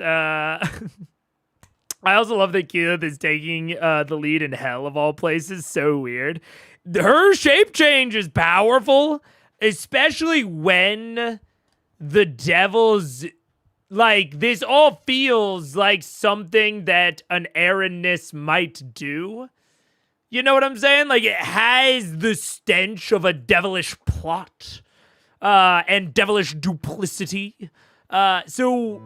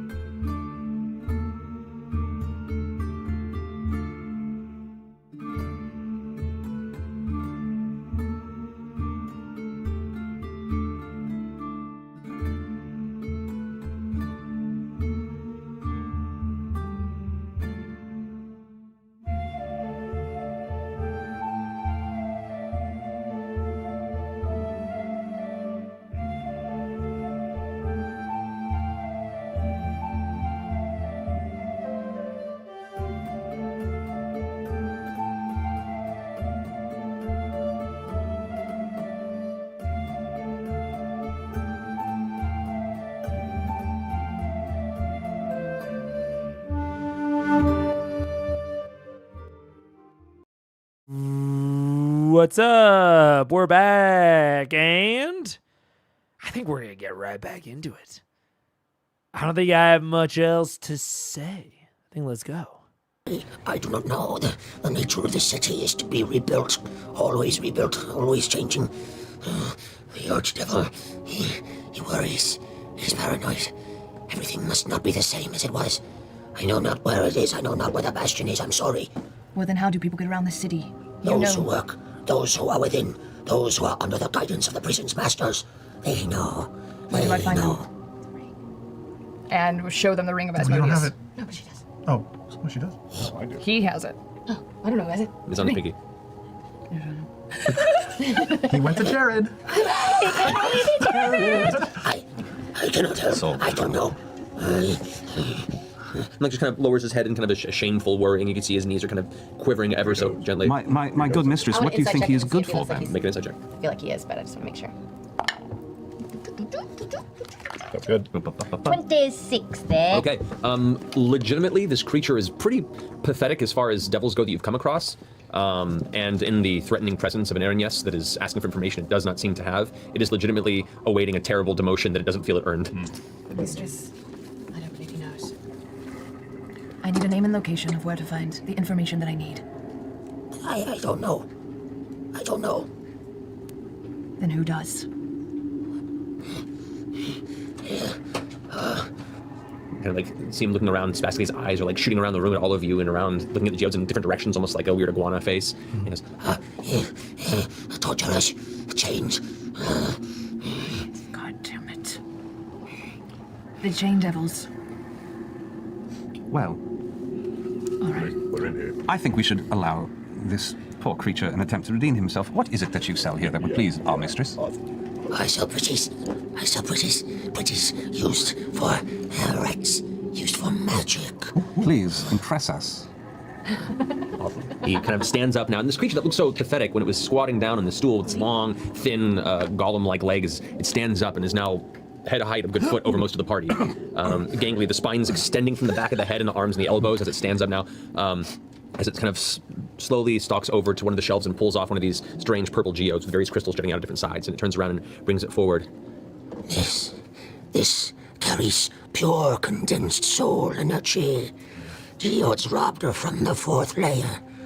As he takes it and holds it in front towards you, you look inside and you swear within the slight glimmers of light that kind of shake through from the nearby braziers. You see almost dozens of faces pressed up against the crystalline interior, shifting past, similar to that giant sphere, that orb you saw being passed through the city when you first arrived. This is insulting. Skip the small stuff. What have you got? This is what I've got. That's it. I'm sorry. And looks to you and looks back. Mistress, I have this. Mistress, would you like one? What do you have that's unique?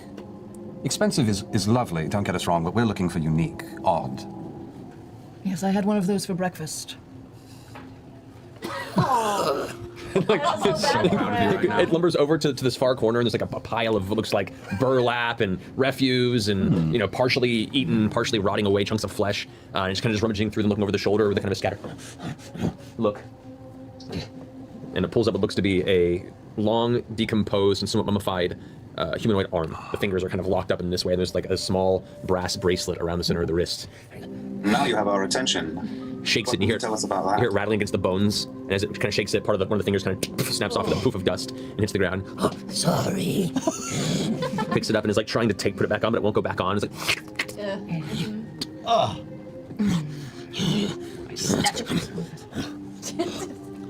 You're at. Do the thing. I ritually cast Identify on the bracelet. Okay. The bracelet essentially acts as a divination beacon. It's attuned to a secondary device that can keep watch on this one. Apparently, whoever previously wore this was doing so under the intent of relaying their travel or experience to somewhere else, and then met a very terrible end. Oh, so it's useless to us. Maybe. Not everything you encounter is going to be useful, Yeah, guys. no, that's fine, that's fine. Well, it's to relay information back to whoever's wearing it, or to him To specifically? whoever has the other objects paired with this that you don't know We what that found is. a single walkie-talkie. Yes. Right. Essentially. They can only. Tary, is that thing working right now? Yeah. Is it working right now? I detect magic on it? Is it still... It is magical. It is functional. As far as I know, someone is watching this right now. You don't know how old it is or how long it's been there, but it is magical. Mistress, would you like this? We'll take it for good measure. Oh, really? Okay, guess. sure. How much would you like for this? I just want it as a souvenir for our visit. Yeah, I just want the one walkie-talkie that doesn't have a pair. I'm not gonna pay for it. You're not gonna sell this. I want it. Oh, Jesus. You can see the brow kind of furrow, and there's a moment of kind of instinctual anger and frustration, like a kid who had his lunch money taken, but he's still like goes and sits down on the stool once more, the long knobby knees kind of almost adjusting up to shoulder height as it sits, its arms kind of draped over the front and the fingers dragging across the ground in front as it does as it looks up. Take it. I lean forward and I take my clawy Aranya's nail and I go around his face and I say, consider this a good faith investment. Yes. You will be seeing us again. And I take out 20 gold. 20 gold. He takes it as... I will be a favor to the mistress. We hear you utter our description to anyone, and you will never see anything again. No. No, don't we want the purple gobstopper? No. What? We've got plenty. That's like coin around here, though. Might need it. Sure. His hands clasped together and overlapping in front of him. He's looking up at you with this kind of this new grin, almost like now there's been a moment of acceptance or a moment of some sort of in his eyes, a union. Minions would like to buy the purple stone with your allowance. Oh, motherfucker. The mistress grants you. You may. How much for the pretty? Thanks so much, mistress. Perhaps you would like to shift back to your... You're welcome, young Wade. The creature's looking very confused, but nevertheless eager to listen. For the purple stone. Yeah. 1,500 gold pieces. That number does not please the mistress, I don't think, does it? Here you go. 1,500. Since you kind of throw the sack, Awesome. and sets it down next to it, stands up, grabs and takes the geode off the shelf and hands it to you. Thank you. Mistress is pleased. Yes. Very. Keep it that way. Yes. All right. Roll out.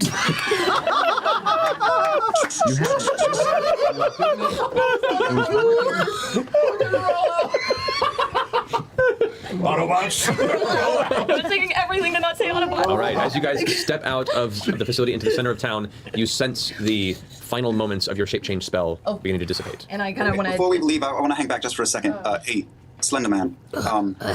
You seem a nervous type. You keep to yourself, do you? Maybe. Where would you not go to stay out from under the noses of your betters? I don't understand. You hide in your shop. Where do you avoid? So you don't get stepped on. And he kind of leans out of the door with you and points towards the Iron Tower. Thanks. As you're about to leave, he grabs the back of your cloak and kind of pulls you in, points past your shoulder, his long, kind of jagged, curved claw, and you notice as two more of these flying entities that kind of scoot by, one of them perching on a building across the way wearing the golden armor, kind of stop and goes, The whispers. and then pushes you back out of the street. And you hear the shifting of metal behind you as a large slab is shifted to close the front of the shop. Look, I will also say, in terms of making it clear or not clear where the actual danger lies, both of the people that they have had extended conversations with have pointed towards the whispers, towards the imp guard things running around. Now, this is not me saying that I would love for them to go and talk to a bunch more people, but to Matt's credit, he is repeatedly making it or pointing out the people that really need to be avoided in order to stay safe. And to Liam's credit here, I think that is a pretty reasonable question. Like, the questions that they were asking earlier of like, where's the prison? Or like, I think it is reasonable for Matt to have just said, fuck, man, he doesn't fucking know. And he doesn't really have anything that cool or interesting. But credit to Liam, even though it's still just talking to more people, credit to him on asking good and, apt questions. Hey, you seem like a little pathetic shitling. where do you avoid to make sure you don't get bullied like you're being bullied right now? Where do you stay away from to avoid people like us? And that's a decent question. I think that's a decent question that he might actually have the answer to. So I putting aside that I would like them to maybe try other approaches, I'll give them thumbs up for this one. But I use Alter Self to go to my tiefling form. All right. I want to keep an eye out for all of those imps and gold. Okay. Make a perception check. So, and it gives them an environmental thing to look out for. 24. Okay. Between the two of you, I mean, looking up, there are, at the peripheral of your vision and the bits of the green ash clouds that make up the sky and the occasional flashes of lightning streak through and from within, you see the shadows of hundreds of flying entities that seem to be just running paths, keeping watch. Many just kind of stop and perch for a moment, glancing over the street, and then take off again. So many of them wearing the same golden armor. These whispers appear to be everywhere and watching everyone. They're not paying us special attention at all. There are a handful that seem to be genuinely interested in keeping an eye on you, but you also see other ones that are genuinely keeping an eye on anyone else wandering the street. Okay. So the man on top has cast a wide net over the city. It seems that way, Nowhere yes. unseen. Yeah. As we start, are we walking back towards the tavern? As we walk, I kind of Take a slightly different route back just to try and see more. Yeah. So it seems one of the lesser devils who is interested in Vax might be our ticket in. Chain guys. The chain guys. Can you scry him since you've seen him before? It's a good idea. Yeah, I guess I could. Let's scry ourselves a chain devil on our Also, walk back. Wondering, worst case scenario, we could always use you as bait. Vax. Woad. Sorry, Woad. Woad. Thanks, Wade. It's cool, bro. Party on, Woad. Party on, Wade. Let's scry. We gotta get back to the tavern. Yeah, it's a Back to ritual. tavern. Definitely. All right, so you head back and you're scrying on the chain devil you saw before? Mm-hmm. Okay. Any chance he'll see you I doing know. that? Is he gonna know? You know, I didn't consider the path of like introducing a specific person like that and then the allowance of scrying there. That's good. That's good. And that's that is something to keep in mind when especially when you're DMing like high level D&D. And this is why when we were talking about, oh my gosh, I know my thoughts are all over the place right now. Earlier, when we were talking about how, I think like in the takeaway, I was like, hey, there isn't even any particular alternative route I would go down. I would just possibly inform the players that, hey, you're not just going to be able to talk to people and just find it. Like, pure talking to people is not going to be, like, your best route through. And Matt does seem to be seeding at least some other opportunities, like this potential scry opportunity of, like, okay, they didn't find a piece of the prison like they were potentially searching for, but they found a connection point to the prison, and high-level PCs just have enough options at their disposal that they can do a lot with that connection point. Like, just knowing that the Chain Devils are involved with the prison, well, hey, we've seen a Chain Devil before, bing, bang, boom, and we're on the way. So it's both from the, like, DMing perspective, just giving them small pieces of information to play with, consistently especially, is nice for keeping their momentum up. But then also as players thinking through those potentially alternative solutions, how can, like, looking through your sheet, being like, how could I use anything here? Is there anything creative I could do? And we're seeing those things kind of come together in this moment, which is nice. Who cares? He might, yeah. Oh, now we're carefree. Oh, good. I love it. Well, to be fair, I what's feel your- like these people are, and they're used to being watched. That's true. All right, what's your spell DC? 20. Alrighty.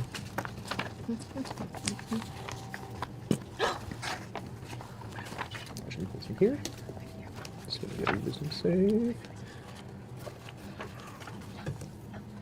Okay. You finish the ritual, and as you focus, there's a flash of red-hot energy in your eyes, and the spell comes to an end. There we go. Is he like Curtis? Damn it! Oh, it's like Did you zero in? I hate it when that happens. It's like a flashbulb going off in your eye. Oh, do it at a high level? bastards! Oh, Christ! I can't. That's it. That's all I got for the day. That's it. So I got nothing. 4th level spells and lower. False. What is the vassalage? That is a good question. Shit. Welp? Are they open? We went up to the room, right? Yeah. Yeah. Does anybody want to try the meat stuff downstairs? No. No. Why? I feel like it's human remains. Well, you don't know. It doesn't look appealing to me, I have a Grog. very active imagination when I eat. I'll be right back. I'll go downstairs. Okay. You head downstairs. I'm going to accompany girl. Yeah. Okay. As the two of you head down, you can see there's the one kind of central table to the kind of left western side of the room has almost like a trough look to it with the jagged edges. Yep. Currently has 4 imps that are perched on the edge that are just kind of tearing into bits and tearing it off and chewing, and they all kind of stop and look up at you, all 4 of them at once, as you walk down, and they all just kind of slowly chew as you approach and walk into the chamber. Are they wearing armor and shit? No, they don't have armor. Itkesh is present, though not at the same table he was earlier. He's currently kind of at the bar area talking with his rotund barkeep. Hey, that stuff, right? Like the normal people have. Got like a little plate of it. The the thick, greasy guy kind of says, Oh, yeah. he looks over at Itkesh, winks at you. On the house. Oh, that's very kind of you. See, look, experimenting with new cultures is really quite nice. New tastes and all. What does it look like? Yay. It looks like, you know, steak tartare where it has that kind of purplish red color to it? Very red. Imagine that, but there's a series of jagged bone shards kind of sticking out at sections of it, like whatever it was carved off of had been pulverized before it was butchered. Tenderized. Yes, but with the bone still present within. And it is seeping this sludge-like bloody fluid that is just pooled around it on this like iron platter. Woad, would you want any of this? You know, I'm going to watch. You go first, and I put my hand on his arm and say, "Let's just see how you do." And I don't take my hand off. Okay. Okay. I'll take one of the little bones out, and I like kind of spoon together like a good chunk, like spaghetti on a fork, and I'll pop it right in. Okay. Well, there are no utensils. No, I'm using the bone as the utensil. Using the bone utensil. Okay. As you spool it up, pop it in and chew. It's very gamey. It's warm. But the flavor, it's very iron-like. Like chewing on pennies. Kind of, yeah, and a similar texture. The bones do tear into parts of your upper lip, and I mean, it hurts. I'd say in the process of devouring this one bite, you do suffer. You suffer 2 points of piercing damage. Fucking hell. Little by little. As you're chewing, Vax, you watch Grog kind of like, kind of squinting his eyes a bit and chewing as you see bits of blood begin to dribble down the side of his chin, but a bright red color, not the color of the meat that he's eating. Okay. Do I feel like high, like Freddy did when he consumed the little orb of... No, you do not. You chew it, you swallow it, it kind of hurts and grinds its way down, hits your stomach. There is a slight kind of numbness to the inside as you eat it, but that's the most you get. You all right? You're feeling all right? Yeah, it really kind of fights back as you eat it. What's the aftertaste like? It kind of tastes like if you took a bunch of rusty nails and then shoved them in your thumb and then sucked on that for a while. Yeah. That was very specific. Have you done that before? No, but I feel like you have. Have you not? Don't worry about it. Okay. Yeah, I'll have another bite. All right. You bite, begin to finish the meal. I'd say for the remainder of it, you suffer another 3 points of piercing damage, but you do finish the flesh in front of you. He legitimately seems fine. He's all right. He's not, like, veins aren't popping out, nothing amiss. Nope. All right. My compliments to the chef. His already kind of somewhat greasy, ruddy cheeks go to a somewhat blushing smile. Thank you. That tasted like forearm. Okay, I'm good. Woad, do you want to go back upstairs? Yeah, I grab just a small piece and put it in my mouth, and I spit it out immediately. Yeah, it's pretty awful. Yeah. It's not for everyone, yeah. The cook is right there, literally. Sorry. Yeah, let's go back up. Okay. All right, you guys head back up. So what's everyone doing? Jeez. Well, I feel like we're not getting very far in the city. No. Yeah, Contract. Keeps us coming back. I say we take the contract. Yeah! I Wait. hate to say I told you so. I'll take the contract. No. What? No. Percy. You are not taking this contract. I'm the one who's already touched by demonic forces. I think I can resist the temptations of the second and third pact. Cool. And I think I know what to add to this. I think we need to demand a guide, and I think we need to demand safe passage out of the prison as well, and back to our... Yeah, I think the only thing missing from this is a character that we can interact with. I think that's the main thing that this contract is missing. Look, man. That's fine. That's fine. Take the contract already. That's fine. Whatever. Original plane, as best he can. Yep, that sounds right. I must request that I sign the contract. I can't let you do this. All right. Seems fair. Yacht, that is most noble of you. You truly are earning your place. Unless, of course, you want to. Yacht, you will be a hero to many. Such a hero. I mean, I've never met a hero Give him a braver pen. than you. We don't actually have it with us. We have to go downstairs. Oh, right. But I will now. Okay.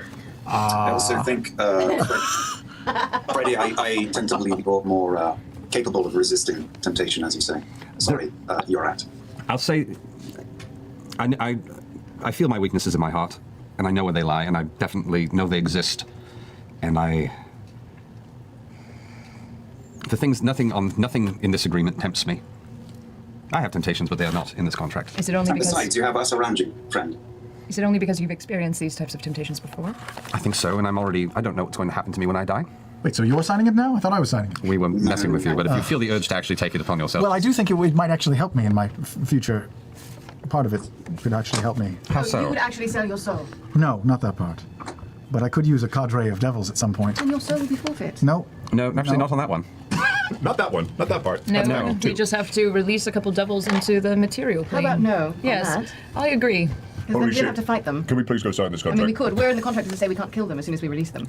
I mean, you're at. We're still easing you in. Freddie has a little more experience than you, and I think we can put. I'm not going to say that I'm never going to do anything stupid again, and I certainly wouldn't necessarily want you to stop me if I were, but I'm not going to do this sort of stupid, am I? Percy, if you die, though, doesn't this mean that you forfeit your soul here? I'm pretty sure it doesn't. If I die before it's finished. No. If you complete the third pact, then yes. You still live, but then when you die, your soul is forfeit. But if I don't complete the third pact, well, if we don't activate the second or third pact, then I'm fine. Correct. Yeah, there's no problem whatsoever. And if by any means, at any point, you break the contract. Oh yeah, if we do not kill who we're supposed to kill, or if it leads back to him, then I'm. So if you die in the process, you're fine? No, then no, I go. your soul goes here. To be fair, we're already That was here. my question. But yes, but we You could came become here one of those willingly. melty guys. Yes. You know, it's entirely possible that there'll be several creatures fighting over my body when I die, and my soul when I die already. I'll be one of them. Bless you. But no, seriously. I don't know who. All right. I had to put you in timeout, Fat Yoshi. Not because of anything in particular, just because of the speed in the chat. I don't like it being filled with one name. Sorry about that. But it's just too much non-relevant stuff. I don't know what any of this means.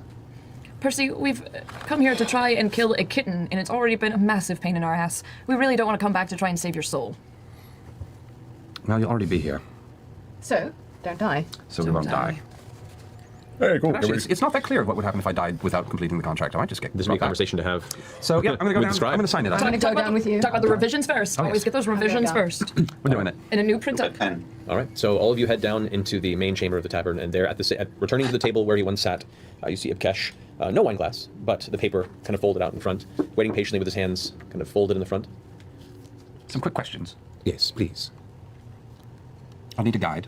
Someone who, while is not connected to you, can help us find our way through the city, find what we need, answer questions. Somebody with a little bit of the lay of the land, somebody to help, not with the actual act, obviously, but just to run us around. What happens to our soul? What happens to my soul if I die in the process of this? If the best of your friends complete the contract, your soul is fine. And if we don't complete the contract, then? If you don't complete the contract, you are in breach. Are they in breach or just me? Just you. Perfect. Safe passage into the Bastion of Flesh once we're there, we're on our own. Once you are there, you are on your own. However, I can ensure that you are brought there unharmed. With access to our foe?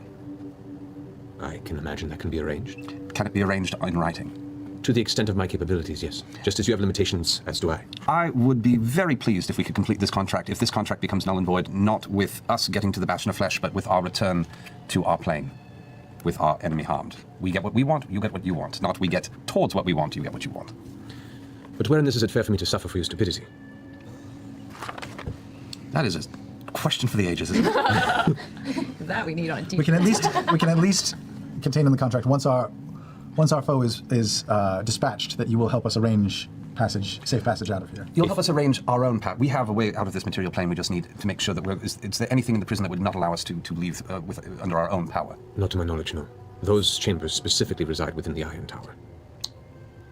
That's where they imprison the extremely dangerous ones. The Bastion of Flesh is where they keep all the living mortals that were captured on this plane and not yet fully corrupt. Do they take our possessions before we go in there? They would, however. If you so wish, I could arrange to have them maintained in your presence. That would be quite pleasing. As you do that, he grabs the paper and pulls it over and just takes his finger and writes it across. And as it does, it amends the words in the contract in front of you to include the guide to lead you to where you're going, as well as allowing your equipment to also is unharmed and unspoiled and within your grasp. That will do. You do not have knowledge of whether or not our magics will work in that prison. I do not. That's fair. Can I insight check You him? may. 24. Okay. He seems honest.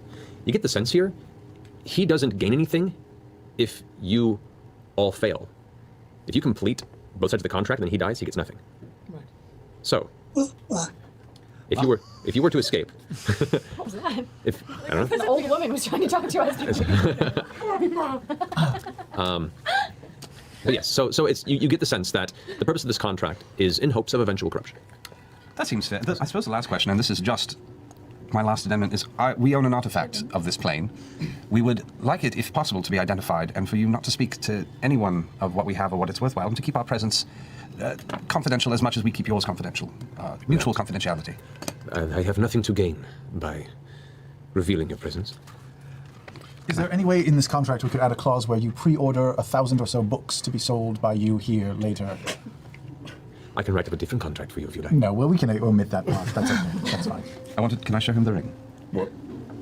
Grog, Greg, could you please show him? I have to sign it with my own name, I imagine. Anyway, can you show him the What you got? Jared. Your piece. Oh.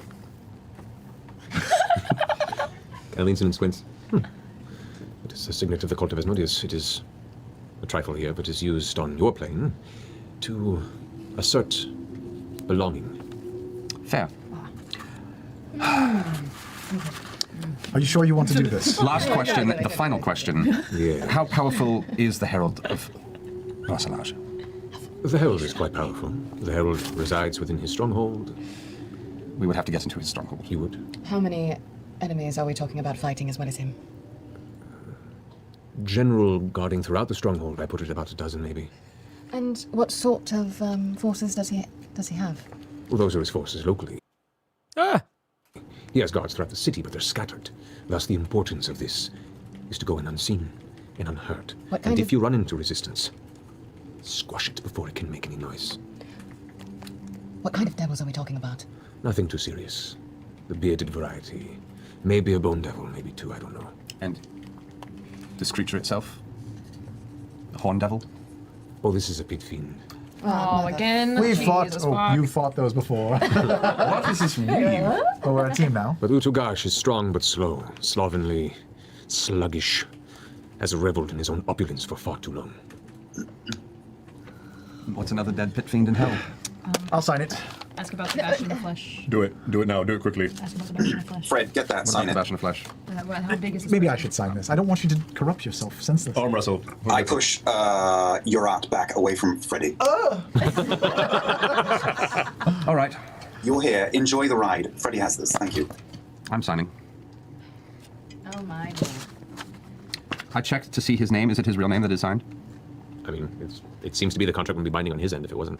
All right. Not the full name, but enough. Not the full name? PDR. D-roller. Musel. You don't have to write the entire name. Musel. Oh, no, wait. This is happening. I'm not doing it. We'll say you do in character. No, I've actually finished it. Okay. As you finish signing, the ink kind of flashes and glows, Yeah, exactly. It's just and like it burns into the parchment ever so slightly, to the point where you smell the scent of just slightly singed parchment. It curls up away from you and into his grasp as he takes it. What's a devil to a man who fears no god? Pleasure doing business. Now, he snaps his fingers, and you watch kind of apparate on one shoulder one of the imps that you saw earlier when you arrived, that kind of saw you and rushed out when you first entered or went downstairs. It appears on his shoulder. This is Vasar. He will be your guide. Vasar? With an R or with an H? familiar. Vasar. Vasar. V-A-S-A. Of course our father would be named after a fucking imp. Vesar is your last name. Vasar is different. Close and fucking enough. Whitney warned me it would come to this. I went to Vassar. What? Vasar will guide you. Thankfully, the stronghold is near the torture pits, so there is general din and sound and agony to surround. So that might offer you some solace in being unheard. But be careful. Any advice would be welcome. We want what you want. I know. Rest, prepare. Enter where is easiest, always the path of least resistance. Get the jump, surprise and silence. And when it's time to leave, I can help you travel, mostly unseen, should you avoid some of the more piercing eyes of this domain. Would you know where to get a silence spell, out of curiosity? I can provide maybe one or two. Two would be even more helpful. Very well. Rest. I'll be here waiting. If no one sees us kill him, how will we be arrested? Okay. All right. Oh, okay. I was wondering. I didn't know exactly where I was at because I was like, I kind of want to pause and talk about some things, but I know I'm very close to the break. We're within a minute of it. So I'm going to finish it and then I'll talk about some things because I think there's some cool little bits in that, which I sort of started writing down in the notes. I'll know when he's done. So you can as predict. I'm sending Vasar along with you. Right. And once this is known, just wait. Because the alarm will call the guard. Specifically the ones that work for me. All right. So we should make sure after we kill this big guy, not to kill anyone else that comes for us? No one that seemed to be under his employ, no. Otherwise, clear them out. Okay. Perfectly simple. Let's go plan our attack. All right, as you guys make your way back to your room to discuss, we're going to take a break. Yes! We'll back here in just a few moments. We Okay. have our Okay. All right. So first of all, have there been any dungeon crawling this campaign? Sort of the Underdark, but even more specifically, you could argue that the Ember Hold was sort of. I mean, it kind of depends on what you mean by a dungeon crawl. Does a dungeon crawl have to be like a multi-session thing? Does it have to take up an entire session? There have been dungeons. Most of them have been pretty small. But like the Emberhold was relatively big. And I'm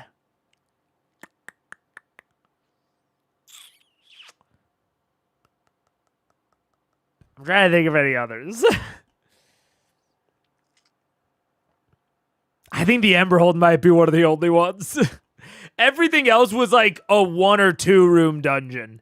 The closest I can think of is Gat Shadow, but it wasn't really a crawl in the traditional sense. It was like all theater of the mind stuff until the final battle arena. So the Emberhold is probably the only like honest to God dungeon crawl, I would say. Was there like a corridor that leads to an arena that leads to a corridor that leads to an arena? I don't know if that counts as dungeon crawling. I feel like it needs winding paths. Yeah, I mean, the Underdark was definitely postured as a bit of a crawl, even though it kind of wasn't. I agree with you on that, Perfect Fan. I think the Emberhold is probably the one that I could point to that it's like, yeah, this is definitely a dungeon crawl. So that's exciting. I'm excited for that, and I will really point out, speaking of one of the sort of themes of what I've been talking about while they've been in Hell, while they've been in Dis, is that, in my opinion at least, there seems to be a level of Matt wanting them to try new things. Or Matt wanting to make this sort of a unique encounter situation or challenge that is not solvable via their standard techniques, right? And it seems, at least my impression, is that just kind of failed. And that Matt is, I will say, wisely, I think, just leaning into the fact that it kind of failed and he'll try again later. Maybe in a new campaign, who knows? But this, Matt is really highlighting, I think, something that will be unique about this encounter. It is like, okay, you are going to go to this stronghold to kill my boss, the Herald of Vespasian or whatever. And this is going to be the unique thing about the encounter. Squash it before it can make any noise. The area around it will cover the noise if you make like one or two mistakes. The alarm will call the guard. Like, repeatedly drawing attention towards the aspect of sound and noise as a really important factor in the encounter coming up. I can't think of another time that I've heard Matt draw that much attention to this sort of thing. And I think that's really smart, especially, rule of threes. It's a heuristic for a reason. Does it 3 times. Once about the way that they should go about killing them, once in terms of its relation to the surrounding area, and a 3rd time in reference to the resolution to the entire encounter. 3 separate times highlighting the importance of sound. If they forget about that, I might go crazy. But good on Matt. Good on Matt. And I am really excited to see how he sort of implements that in the moment. I think alarms are certainly doable in core D&D, but this is actually this exact thing. I've talked about before how I learned Blades in the Dark rules because I wanted to run a heist, and really specifically, the thing that I wanted to model about the heist was an alarm, was noise causing an alertness thing. That is why I looked into Blades in the Dark in the first place, and that is what I used the clocks for. I introduced alarm clocks. So if they did something that might cause noise that, shouldn't have been there, I would tick a Blades in the Dark clock segment. That is the thing that I looked this up for, because I didn't feel like there was a good natural way to handle that within D&D rules that made a lot of intuitive sense to me and that I thought would be easy to communicate to the players. Now, I'm going to assume that Matt is not going to break out Blades in the Dark clocks in this next encounter. I'm gonna assume that. So I am curious as to how he goes about this. Because I think there are a lot of lackluster ways to go about it within the core D&D rules that really hinge on really solid and consistent DM player communication. Something that I'm not necessarily the best at, I will say. So I am curious about how that will go.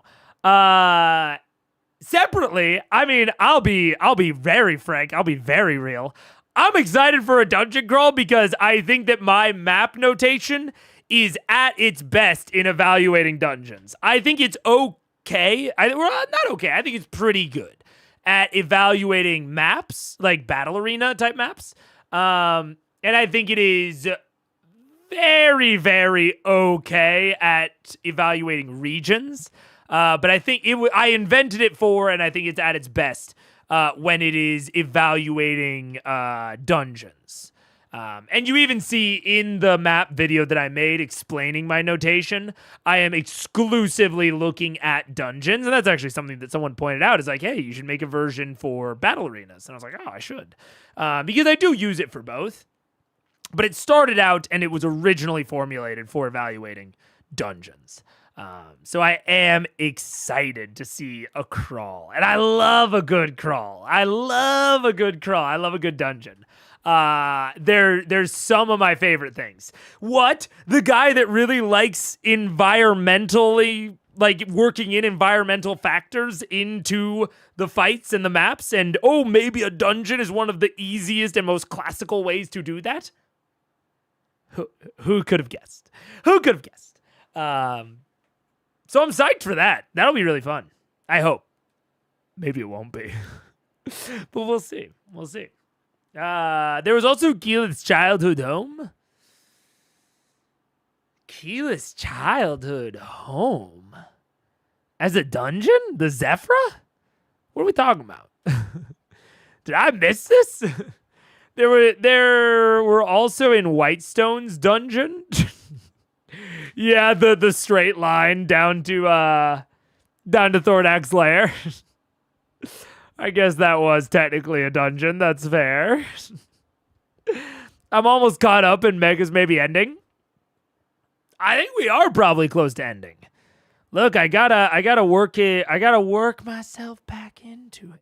You know, gotta work myself back in a little bit. We visited when Keela's graduating or questing. Oh yeah, sure. Is that? I guess I just don't know how that works into the dungeon conversation. Maybe it's a different conversation. I am live now. I can say I made it for the end at least. That's fair. But yeah. Look. It was an area we went through. It counts as a dungeon crawl. I guess. I suppose, sure. But yeah, I mean, I will say so far, this episode, I'm trying to reorient myself because I feel like in 91, I was very in tune with the idea that Matt was trying to challenge them to approach this in a different way. And honestly, it feels like he gave up. And I don't mean that derogatorily. I think it was wise and appropriate to give up on that and to just try it later. Or try it in some other way, shape, or fashion. And I think he pivoted really, really well. I think he had a really good technique in his pivot. So I'm excited to see how we finish this. Because I think that we will finish Hell stronger than we started. My hope, and I think it's a realistic hope, is that episode 91 was probably the weakest part of the arc. And I think / hope that it will sort of get better from here. But we'll see. We'll see next time. 5-room dungeons advertised using the technique for all adventures. By extension, all adventures are just dungeons. Well, the 5-bedroom dungeon, only 50 gold a month for rent. Yeah. But we'll see next time. And the next Critical Eyes will be on Friday. We will do 92.5 on Friday.